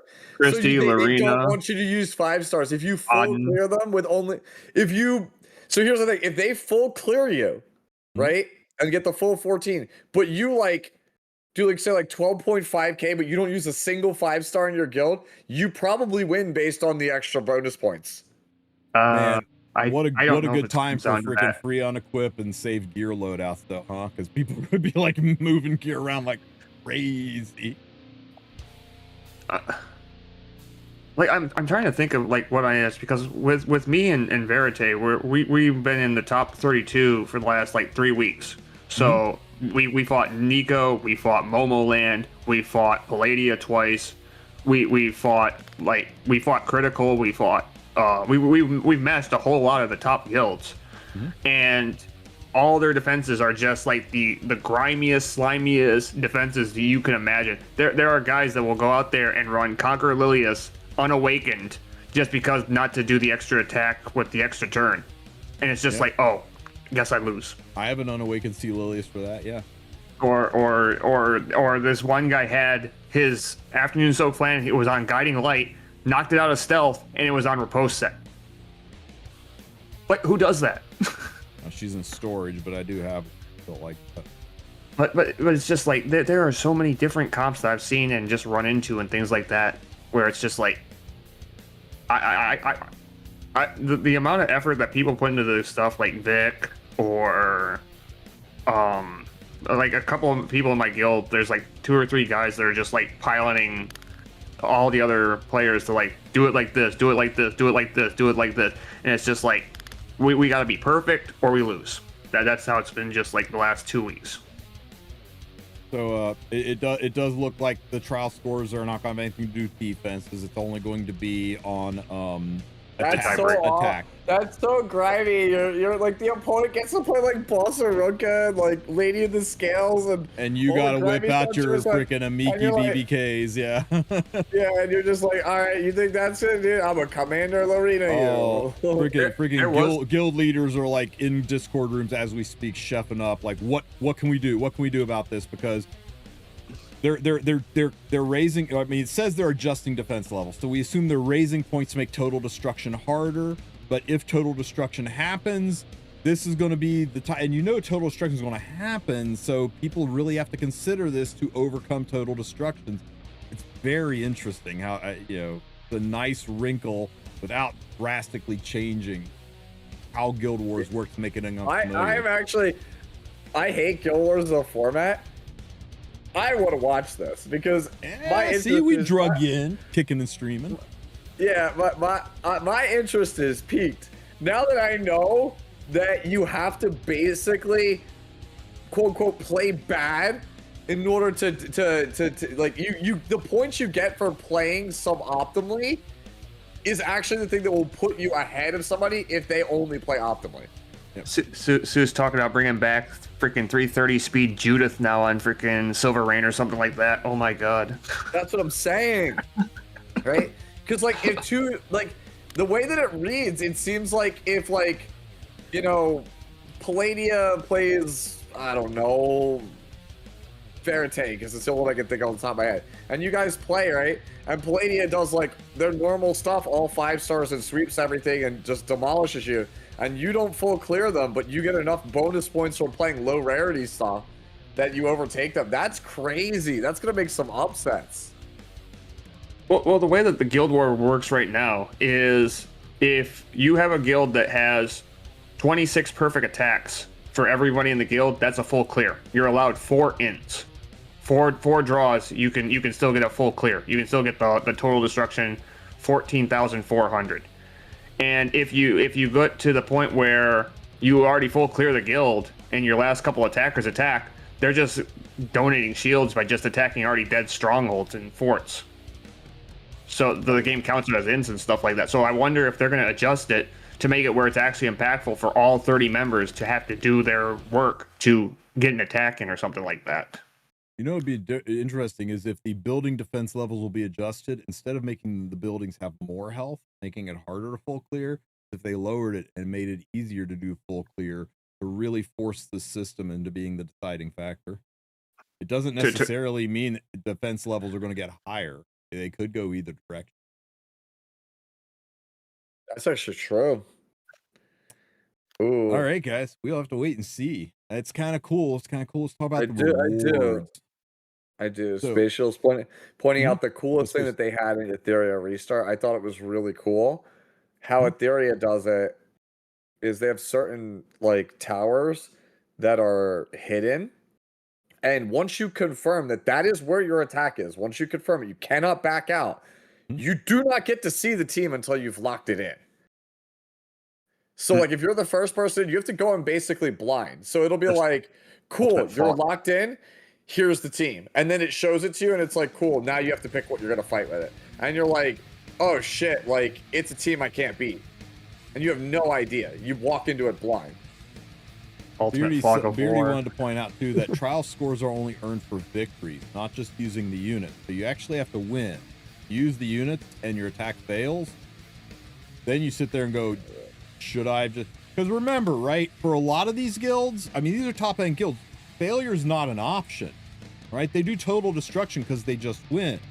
Getting a green shield off of one of these guys, seeing a green shield on your defense off of one of these guilds, you should be impressed, but at the same time, feel bad for the ass chewing that guy probably got from his commanders, where he had to like write a report, explain what went wrong, and try to hope he doesn't get kicked from the guild from screwing up. Some people are real hard asses about this, right? I have a lot of friends.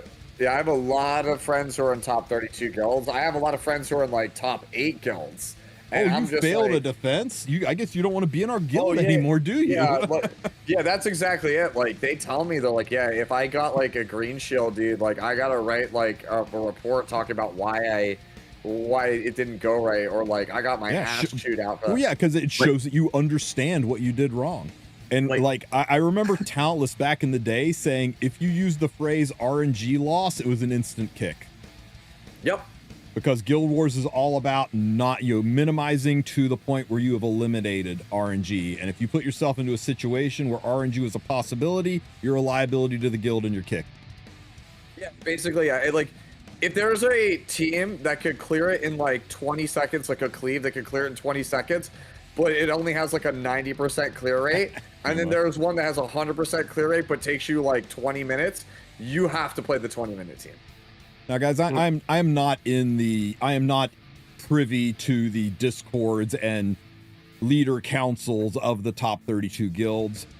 Not all of them are sweaty to the point of, yes, sir, drill sergeant, sir, gun to your head kind of stuff. I'm just saying I've heard stories, and these guys take this stuff crazy serious. There is money on the line. There's reputation on the line.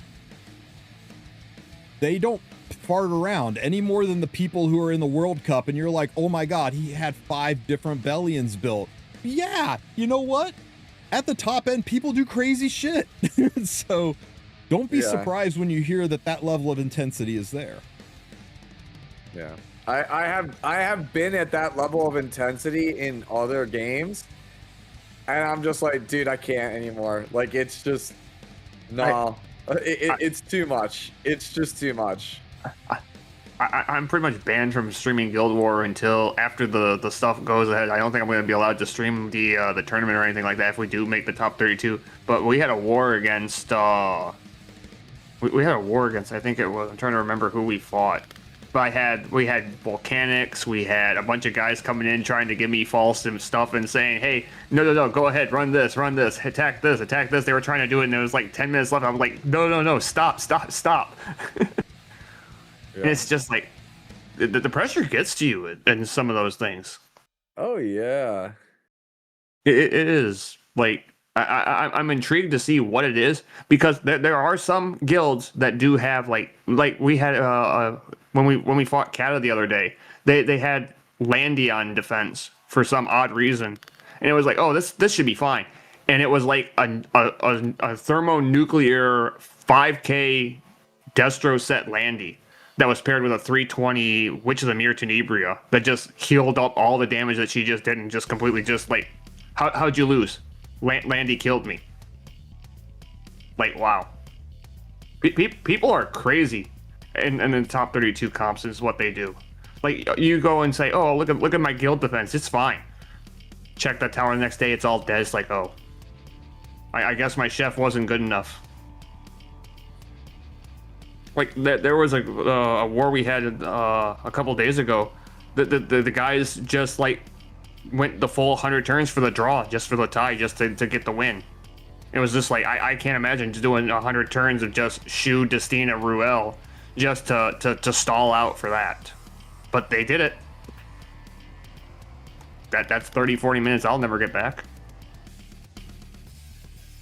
Let's talk about the rewards for a second, because this is where it gets a little spicy, and I want your takes on it, and I want to discuss a lot of things that people have been saying about this, and a lot of the concerns.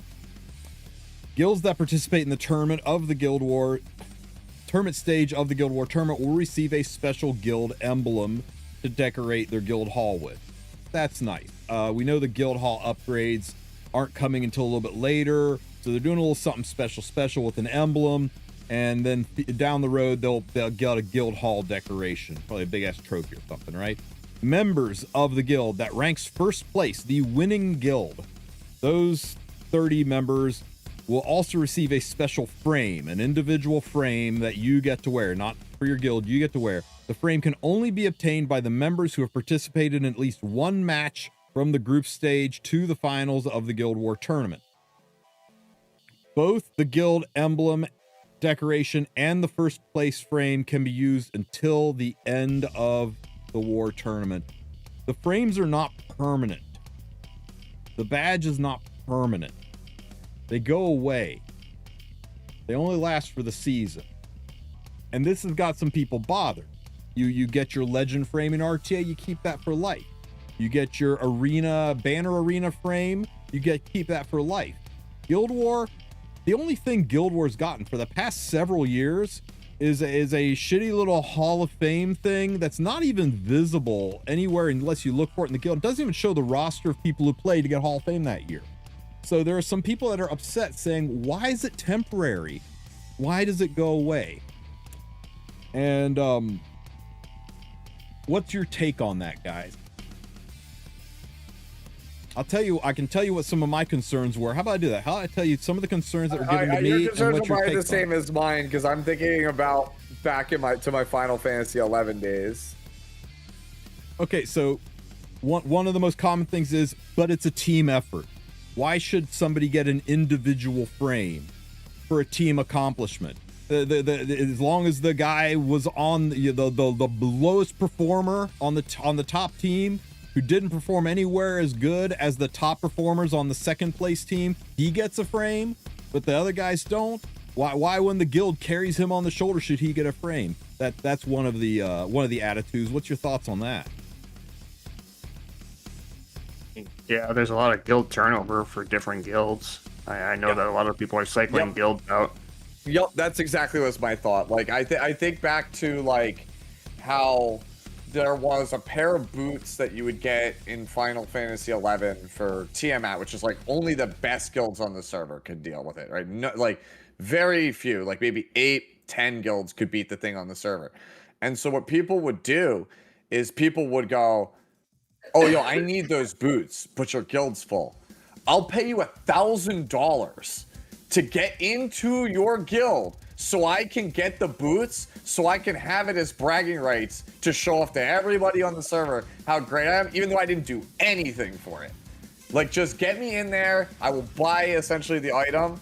I would, and I will collect it because it's a team effort, right? I didn't do anything for it. I'm just there. I collect my stuff and I'm out.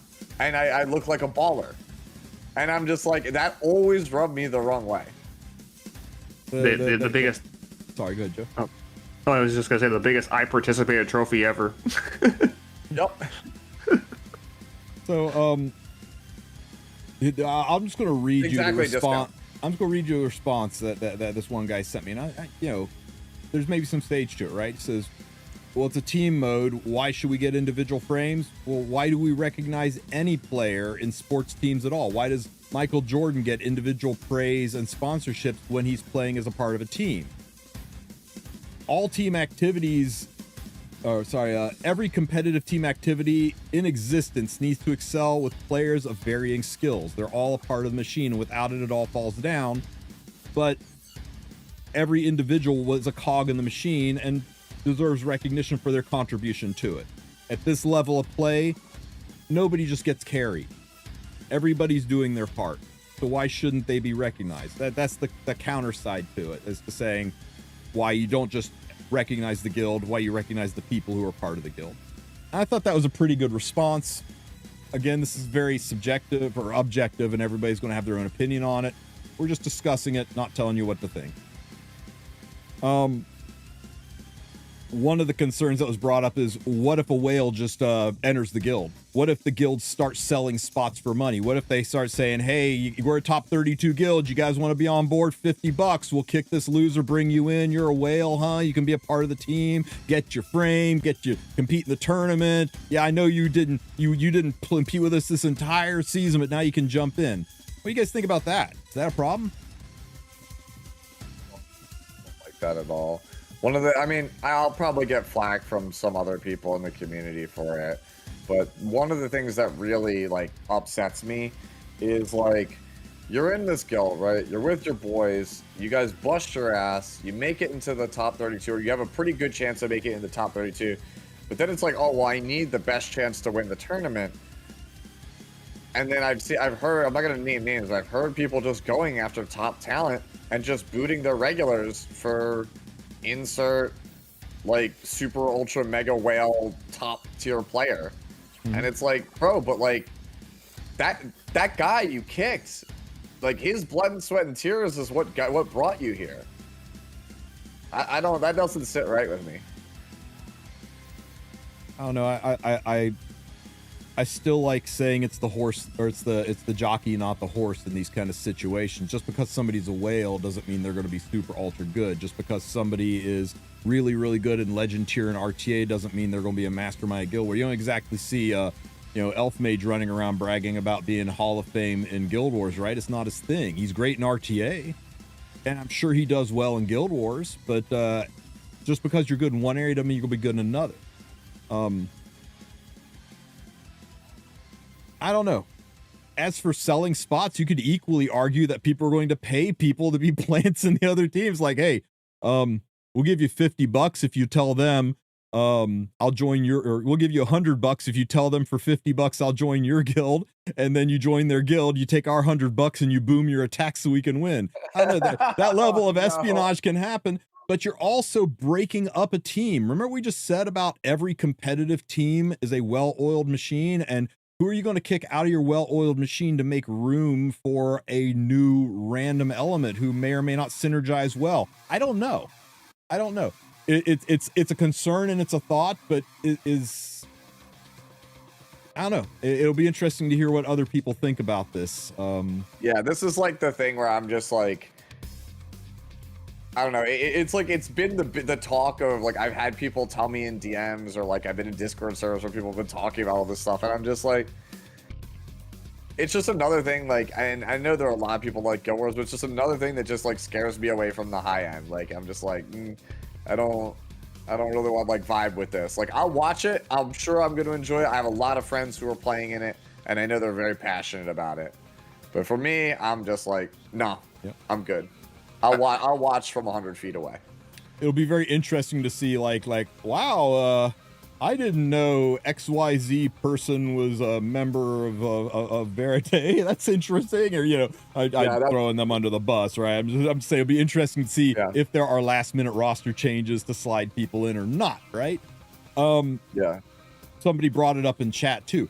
Aren't the guilds all just piloted by the guild mastermind? Is really somebody not just going to be running the show? Are they all not going to be in a room where there's like a cabal of people saying, now push this button, now draft that unit? Is it really going to be, should individuals be rewarded when it's all just going to be a one or two people piloting and running the show?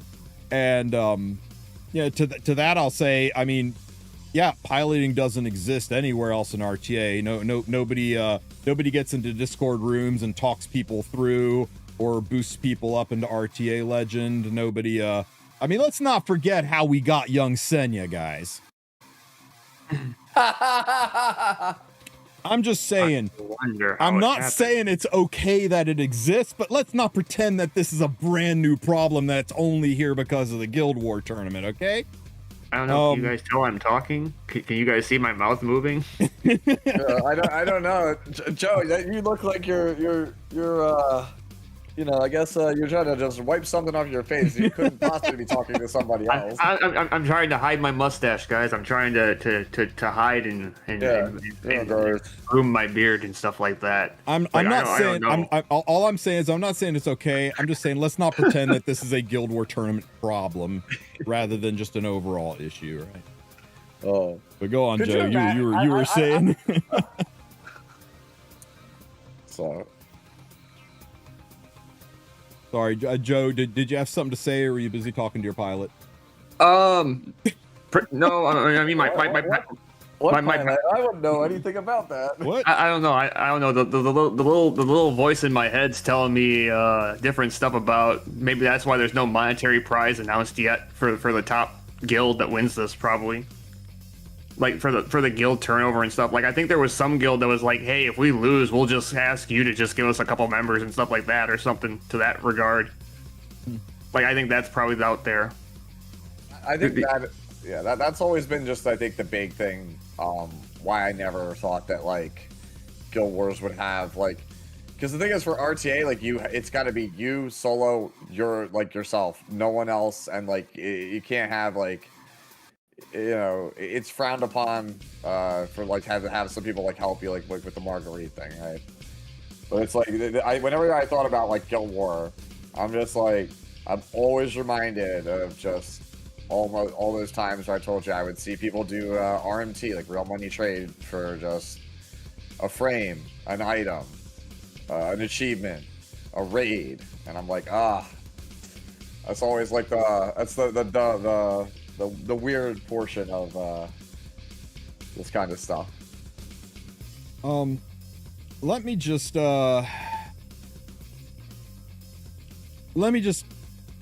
give you my no frame, no opinion retirement guild. I think we're ranked 500 right now, probably lower after that lost in Innev.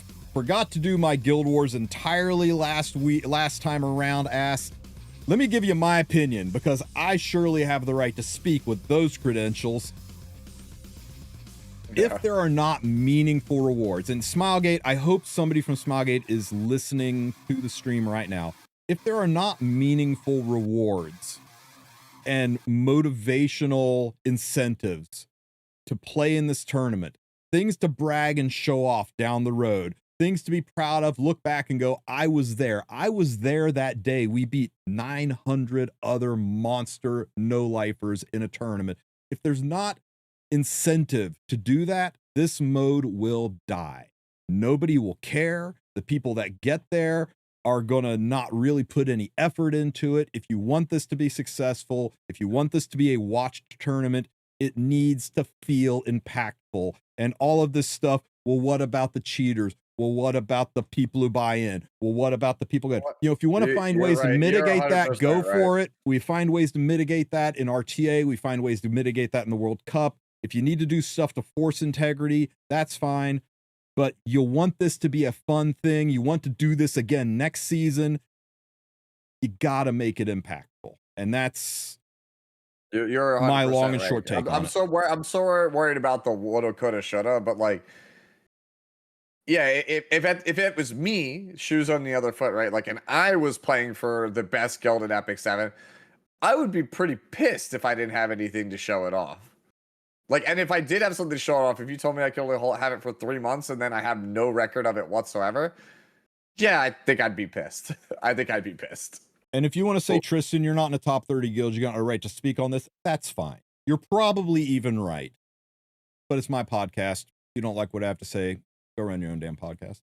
you guys can live vicariously through me and my top 32 experience. My guild, not my guild, my Discord is like filled with top 32 players, man, that come in and out. Also, I get to live vicariously through all of them, so they'll give me the nitty gritty. I'll be in there and be like, "Yo, how's that match going?" Screen share up. No, that's not going to happen. They'll be in their war rooms. They won't be showing it to me. I think the biggest thing that's kind of like a missed opportunity is like they put this top 32 tournament out there like last year when they announced it, when the overhaul and the revamp for Guild War, and then they were kind of like, they kept like talking about it and stuff like that, and then you got all the guilds that are pushing for top 32. Like I know Veritas last season pushed for top 32, and they were like, everyone was like pushing and stuff like that, and they were like, where's this tournament, where's this tournament, where's this tournament? And then there's like no tournament, and it's just like, well, even Vic said it like best, like you work all that. They had the graphic up with Palladia for top 1 guild, and it was like, I did that, but there's like no tournament, no nothing. So like, what could there be for this tournament? Is it going to be something impactful, or is it just going to pitter patter out like Tristen said? Honestly, I think that the frame should probably just be permanent, because like my big thing is like, people were like, oh, it should be like a skin or something, and I was like, nah, man, that would make people so mad, right? Like you need to only look at like Marvel Rivals to see that, right? Like there's like a Venom skin that was only given out to like content creators before the game even came out, and every once in a while you'll be like, why couldn't I get that? I wasn't given the chance, kind of thing. Or like, why is it only like the top players get to have it and not me? So I could see that being drama. Fan of Guilty Gear much? This isn't Guilty Gear. It is not, no. I can tell you it's not Guilty Gear. I don't know what it is. When are we getting this guy as a character? Guy? Yeah, where's Guild War guy? Guild War guy? Yeah, Guild War I hope guy. Guild War guy makes an appearance in the tournament, right? Yeah, that would be. Do you guys notice this? I wonder how many people have noticed this. All the Guild War artifacts, they show the progression of Guild War guy from, you know, getting knighted to Valor to Bastion to, you know, being on the field, blowing the trumpet of war. Yeah, it reminds me of what's that? There's this one character that's like, they've been in the Magic the Gathering, like, the card game, for like 10 or 15 years. There's this like girl, and she starts off as like, you know, fresh-faced recruit or whatever, and then like every couple of years they print a new version of her, and she's always gets like a new promotion, where it's like, oh, now she's knighted, or now she's got heavy armor, or like, oh, look at her now, she's like a full-fledged paladin. Now she's, you know, got a horse. So yeah, I would like that. People alive. Yeah, I want Guild War guy. Everybody know talks that, about what like, limited NPC. I want Guild War guy. This guy's a freaking badass. Actually, you're not wrong. Go ahead. I know there are some games that will have like a special like banner or something for like finishing like a season or whatever. Like you get like an exclusive banner or something. Could you imagine like being like a top guild, like top 32 guild, and like having access to summon on like Guild War guy?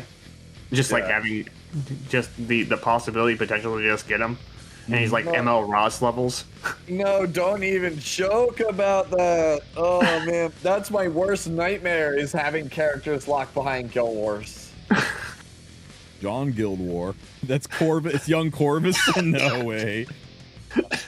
It's Kowarik's cousin. All right, guys. If you have strong feelings about Guild Wars, if you have strong feelings about the rewards, the tournament, if you have concerns about cheating, if you have suggestions for what needs to be done, remember, this is the first time they do it. I'm sure things will be tweaked and altered for next time. It's practically a beta test. They've never done it before. So there's going to be bumps in the road and things that don't feel right. And Smilegate's pretty good at pivoting and adjusting for next time.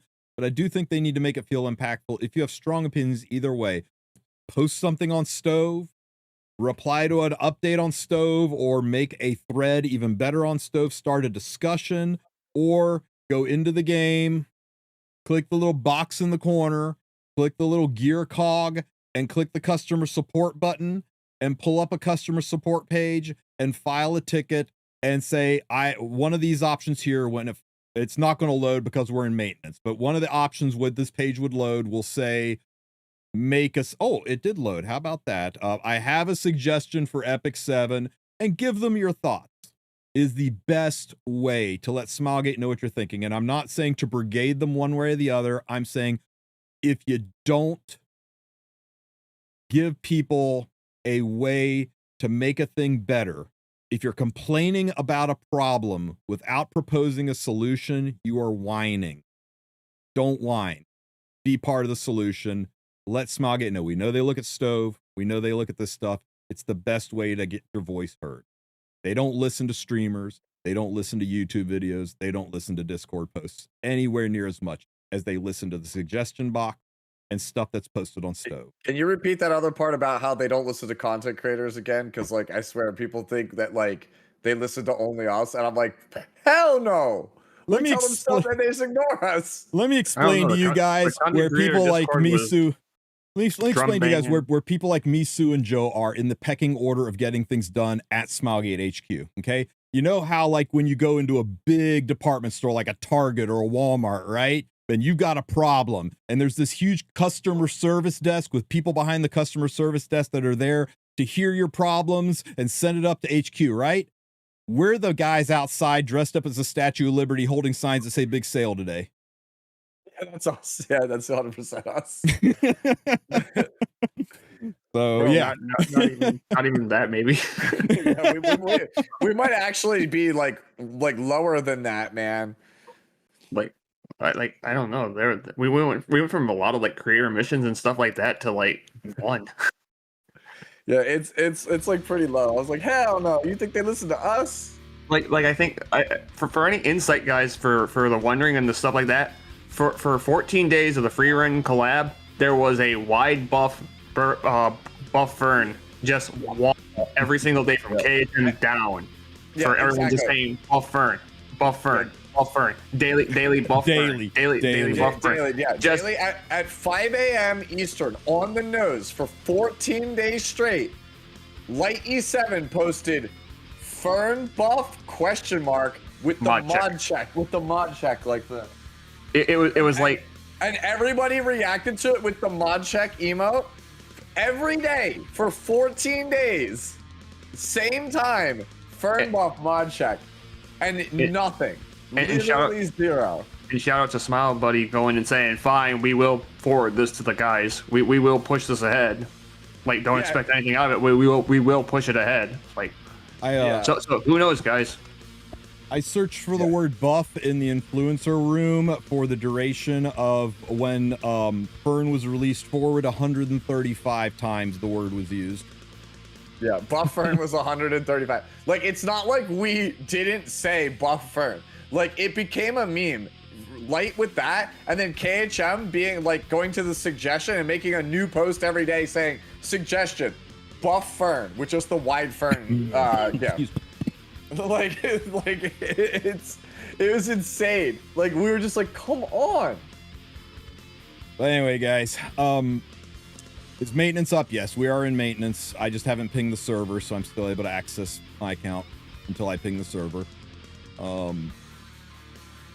Will I commentate the Guild War tournament? I am going to be very, very, very busy. I picked up something special today that I'm excited about, but it's going to take a lot of my time, so it just depends. Hopefully by the time the tournament rolls around, I'll have time for it. I just got to slot it into my calendar. We're going into holiday seasons. My wife's birthday's coming up.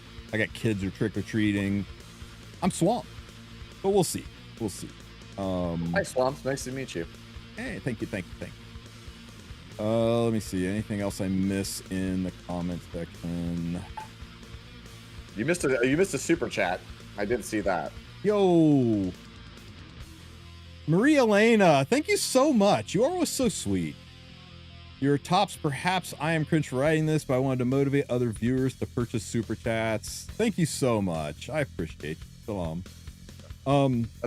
That's actually on my bucket list of things that I want to accomplish as a Marie content said, creator. I have more than I have more than enough clout to give my opinion. I saw her post that earlier. Opinions are like assholes. Everybody's got one, and nobody wants somebody else's shoved in their face, right? So I get it, right? Everybody's got their thing to say. I just am in a position to be the loudest, the person that yaps the most. Doesn't mean I'm right. A lot of times I'm not. Ask my wife. Yeah. But thank you for the kind words, Marie. You're the best. Yeah, no, I think a lot of people don't know about super chats. Like, I feel like the people who know about super chats are people like me that watch like VTubers and stuff. That's always, they talk about that as being like a milestone as a content creator, is getting the Aka super, which is the red super, which is what you get for like $100 donation. That's like a you've made it moment for most people. Hey Sue, question: Does ML Luna need effectiveness? Who's asking? It depends on what you're using her for. I like at least 50 on the character, but if you're playing Ancient Book, you don't always need it. But like if you're playing Etika Scepter, you absolutely need it. Yeah, it's a nice fallback, especially when you need to save the book burn for somebody else, when Bellion is in play, you know, and when you just don't have the souls to spare. It's nice to have on there, but it's one of those where it doesn't make or break a build, but it's nice to have. It's like having effectiveness on Mediator Queric. It's a nice add-on. It definitely helps. It definitely makes them stronger. But will the unit work without it? Sure. You're running at 95% instead of 100% potential, right? If you can Mediator Queric.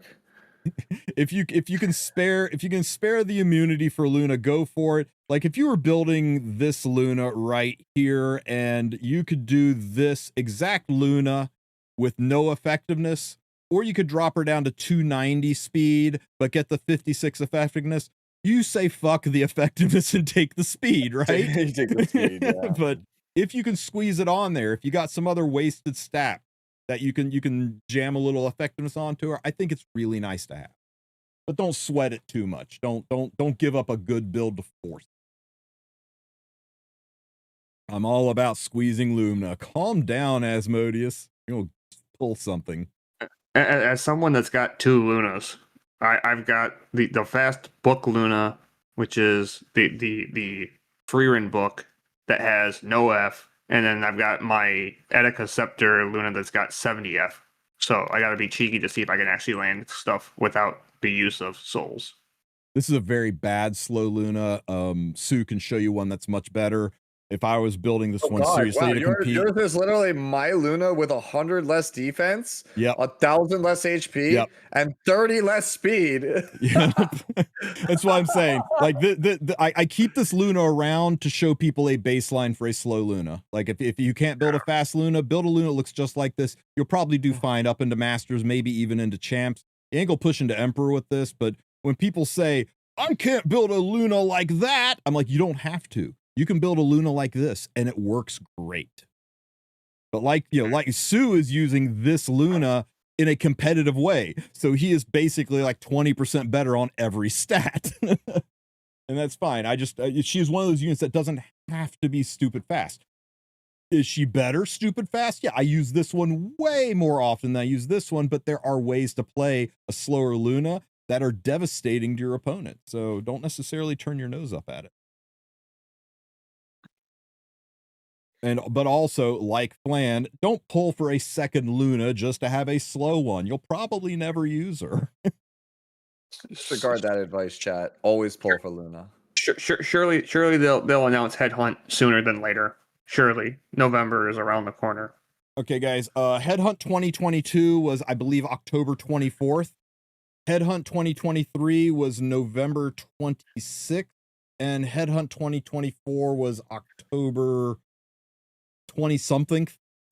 Something like that. it's always been the last week of October, except for 1 month. It was last week of October, last week of November, last week of October. You could say that means we're due for last week of November, but bottom line is it's always fourth quarter somewhere. They're going to stack it up where it works out best for them. There's always a chance that they just don't do it, but it's their most successful event. It's the one people look forward to. I think the chances of it not happening are as close to zero as it can get. I think the only way it doesn't happen is if they just release something that's objectively better in its place. But, you know, they're going to push it a little bit of ways away from this custom group summon. So I would expect it to be announced sometime next month. And people will say, but it wasn't in the video. So they just said this is stuff that's coming in November. They didn't say this is all that's coming in November. They just said this is what's coming in November. There can be other stuff. There could be headhunts. We don't know. We'll have to see. I think we gotta just look ahead and just think that in 2 weeks, what we'll probably do is they'll probably have like a slow week. It'll just be like, oh, more of the Sharoon side story. Here comes Saria, and oh, headhunt. Like they'll just toss it in at the bottom, and they'll just overlook it. It's always something they do. That's just kind of like when there's like, oh, nothing's out there. Oh, there's headhunt. Guys, you want it to be in November because if it's in late November, then you can pull ML Aria from the headhunt. Yeah, if it was right true, now, yeah. you can only get Bossarunka. Yeah. And Boss is on this special discounted Mystic banner that everyone like. I think this Mystic banner is probably one of the best options and best things that they've done with the discounted stuff. Like I had so many Mystics going into this banner and was like, okay, I'm missing Lua. I'm just gonna go ahead and pull. And like, I'm still at 10k for Lua or for Yola, so I'm set. Hey Joe. Hey Joe. I know. Can you look at the screen and tell me how does this make you feel?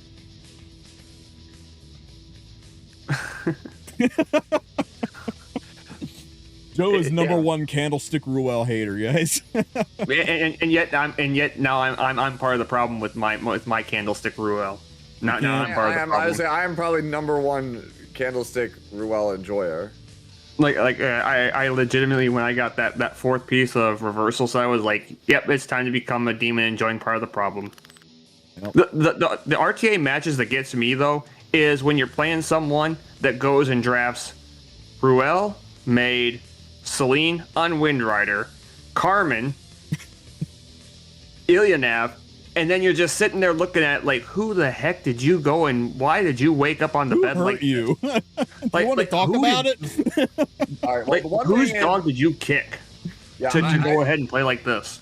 You will never see me draft Maid Ruel Carmen. That's never happening, bro. I have dignity. I'm telling you what, guys. You're either going to see my free run profile card or my my self-portrait. And if you see Nathan Explosion or free run out there and you want like a free win in RTA, it's all you got to do. Maid Carmen Ruel. You'll never see somebody top right a match so damn fast because ain't nobody got time for that. Could I win it? Maybe. Am I going to try? Fuck no. I'd rather go watch the paint dry. That's all. I kid you guys the other day. I played 10 games of RTA, and my first 9 games was first pick Maid. And this one guy was like Maid Ruel right off the bat. And his third pick was Celine. It was just like... Oh, well, we can gripe and moan about the meta all we want, but... Where's that Spacebar Char song? We'll never like the meta. It's pretty relevant. I lost 300 points in RTA the other day just trying to get back to 3K. It was just like every single that pull into the surface meme where you're like trying to climb and you just keep on falling down. That was me. That was me to a T. Well, guys, speaking of Spacebar Char, I think it's time we wrapped up the podcast. I really appreciate you guys being here. Let Smilegate know your opinions. I'm looking forward to tomorrow, checking out the events. It'll be nice that we have stuff going on while we're all enjoying a little bit of Chaos Zero Nightmare. Make sure you guys are following Sue to check that out. Make sure you guys are following Joe. I'm going to play it right after this. Yeah. In fact, Sue, You know what they say? If you can't beat them, ban them. So, Sue, I'm going to kick you out of chat. You go start up your stream, and maybe we'll raid. I was going to raid into Char, but let's go check out Stu playing this game. All right, I am literally obsessed with this game, so I'm gonna be streaming it probably till like 5 a.m. my time. So it's like another. Basically, you can hang with me until E7. I forgot that you were a mad lad, and we're going to go live late into the night again. So that's kind of awesome. Yeah, I'll basically be up playing CZN until E7 comes back up. I'm going to go to bed and check out the Sirmia that lives behind my eyes. Joe, what are your plans for the rest of the night? I'm probably gonna just wait for E7 to come up, I guess, and then just go ahead and just. All right, chat. I'll be live in Tristan. I'll be live like literally in like 30 seconds. So I'll see you guys later, chat. Bye. Everybody say bye, Sue. Bye, Sue. All righty. While we wait for Sue to go live, does anybody have any questions? Any units that you wanted to see before we roll out here? Go check out CZN. How'd your CZN rolls go? Are you guys re-rolling like crazy people? You enjoying the story and having some fun with it? I have not started CZN yet. You need to I know. Stop immediately and get with the sensation, right? Where's my there we go. This is what I got. You believe it? You believe I got the doggo? Wulf got the wolf. And what's crazy is Wolf and Roses also pulled the wolf. He got mad, so he went through the entire reroll process and he pulled the wolf again. Like, I guess if we got Wolf in your name, you got to play Hugo. But what's crazy is Hugo and Tressa, Sue's telling me that these two are like god tier together. So I'm just gonna run it. What is CZN? CZN is Chaos Zero Nightmare. It's Smilegate's new game. Car's playing it right here. It's a kind of like a roguelike, and a deck builder had a beautiful little baby.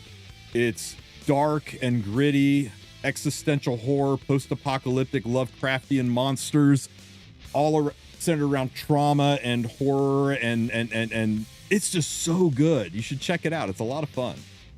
What is RGB? RGB is just shorthand for red, green, blue. Talking about the color elements. I think my biggest complaint I've seen from CZN is just like there's so many great looking characters and they're not available to play. Like the partners are like, this character looks so bad, like a baddie and looks wise, and it's like we can't play him. But I mean, it sounds to be doing very good, a lot better than what Stella Sora had with that one. I guess Stella Sora they changed the game when they actually launched it, and they increased like the pull currency to pull the units and stuff like that. So Stella Sora might not even survive. It might have a faster death than Tribe 9. Hey Tristan, why do we seldomly get Leaf events on Stove nowadays?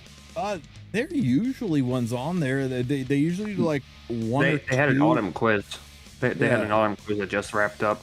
You know, there'll probably be another one here soon. I think there's usually one every 2 weeks. So let's see. Always look for the pink events. That's usually where they are. And no sense going over the packs. There's no sense going over the packs. Oh yeah, we talked about Flan. We talked about, you know what? I will just really quick give you a quick rundown of the packs. The Phantasmal Barrier pack sale notice, guys. Did they I think update that? Did they? Yeah, they updated I don't know. They updated it. They did. Probably $100 pack. And if you spend $200, you buy it twice, you get the luxury of spending 10k Skystones to get this stuff. It's all right. The other one was better. I wouldn't go nuts on this. I would save my money. Black Friday packs are insane. The Black Friday packs will blow this away, but it's not a terrible use of $200 as far as Smilegate money is concerned. It does give you an artifact and a bottle, but I'm not a fan. For what's probably $100, you will get a better pack. You'll get better stuff for your money if you wait for the Black Friday packs next month, if you can only afford to spend one. But if you're a whale, it's not Black terrible. Friday. Black Friday is probably the best one to go for. I think Black Friday last year had like a pack for $30 that was or $50 that had a bottle and a slate for it. Yeah. And then you had a selector for a limited, so yeah, just wait, guys. This over here, you know, it's got the growth currency. That's like Potion of Ascension and Awakening Elixir. That kind of when you choice of one or the other of those, do Awakenings or instant 6-star unit. 10 bookmarks. This is a like a $2 or $3 pack. $2 pack. Yeah, $1.99. $2 This is a turn people from free to play into a first time spender, so it's easier to spend later. And it's not a lot to it. Not a lot. In fact, when I saw this, I thought surely this is like 10k gold or something, but yeah. And then down here we got 60 bookmarks, a 5-star selector. The weird thing is the 5-star selector. Sorry, not selector, a 5-star summon ticket. So it's just a hero. It's just a 5-star random RGB hero, red, green, blue hero. I'm not sure what the special supply chests are. Maybe charms. Those are. I think it's leaves or bookmarks. I think is the supply charms. That's what those chests are.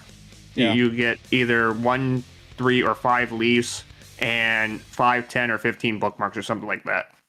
This has got $10 worth of Molagora in it and 100 bookmarks in it. And then there's 2 4 to 5-star summons, more stuff.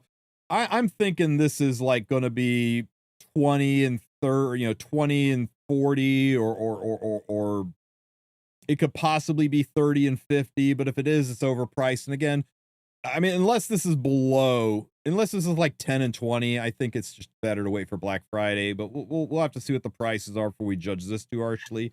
And this one is just the big brother of this one, right? If this one is going to be $1 or $2, this one is going to be $5 or $9. And again, it's a little something, but I wouldn't be too excited about it. I don't think PC anything here probably. Oh yeah, it's you're right. It's PC exclusive. There you go. So this is probably PC client only. $2, $3. Probably both these are the same price. This one's objectively better, but if they want to turn you from a free to play to a responsible dolphin, they want you to do it on the client where they get the bigger percentage. Bottom line is, long story short on the packs, none of this is really blowing me away. It just, like, in a world of packs, these are some packs. And if you're a whale and you just spend, sure. But if you're waiting for that good deal, that really, really sweet, juicy deal, these ain't it. I mean, unless the prices surprise me. Yeah, wait 3 to 4 weeks. The Black Friday packs are insane, and those are coming 3 to 4 weeks from now. My 2 cents. If you're a dolphin, just wait for Black Friday when you get the mystics. When you want your Yule Hub mystics and stuff like that, just wait, guys. There's a sexy nurse at the end of those mystics. Oh, damn. All right, guys. Thank you all for being here. I'm going to raid you over to Mr. I'm_Stu. Let me see if I can do him a solid and send YouTube there too. That is hard to do, but I think I can. Go here, edit. You ever see how to do a freaking raid in YouTube? You got to go to edit. You got to select customization. You got to scroll all the way down. You got to click add under the redirect tab. You got to search for the person, TSU. Hope that they jump up. Okay. I'm_TSU. And you have to be following him. There he is. He's live. You select him and then you save.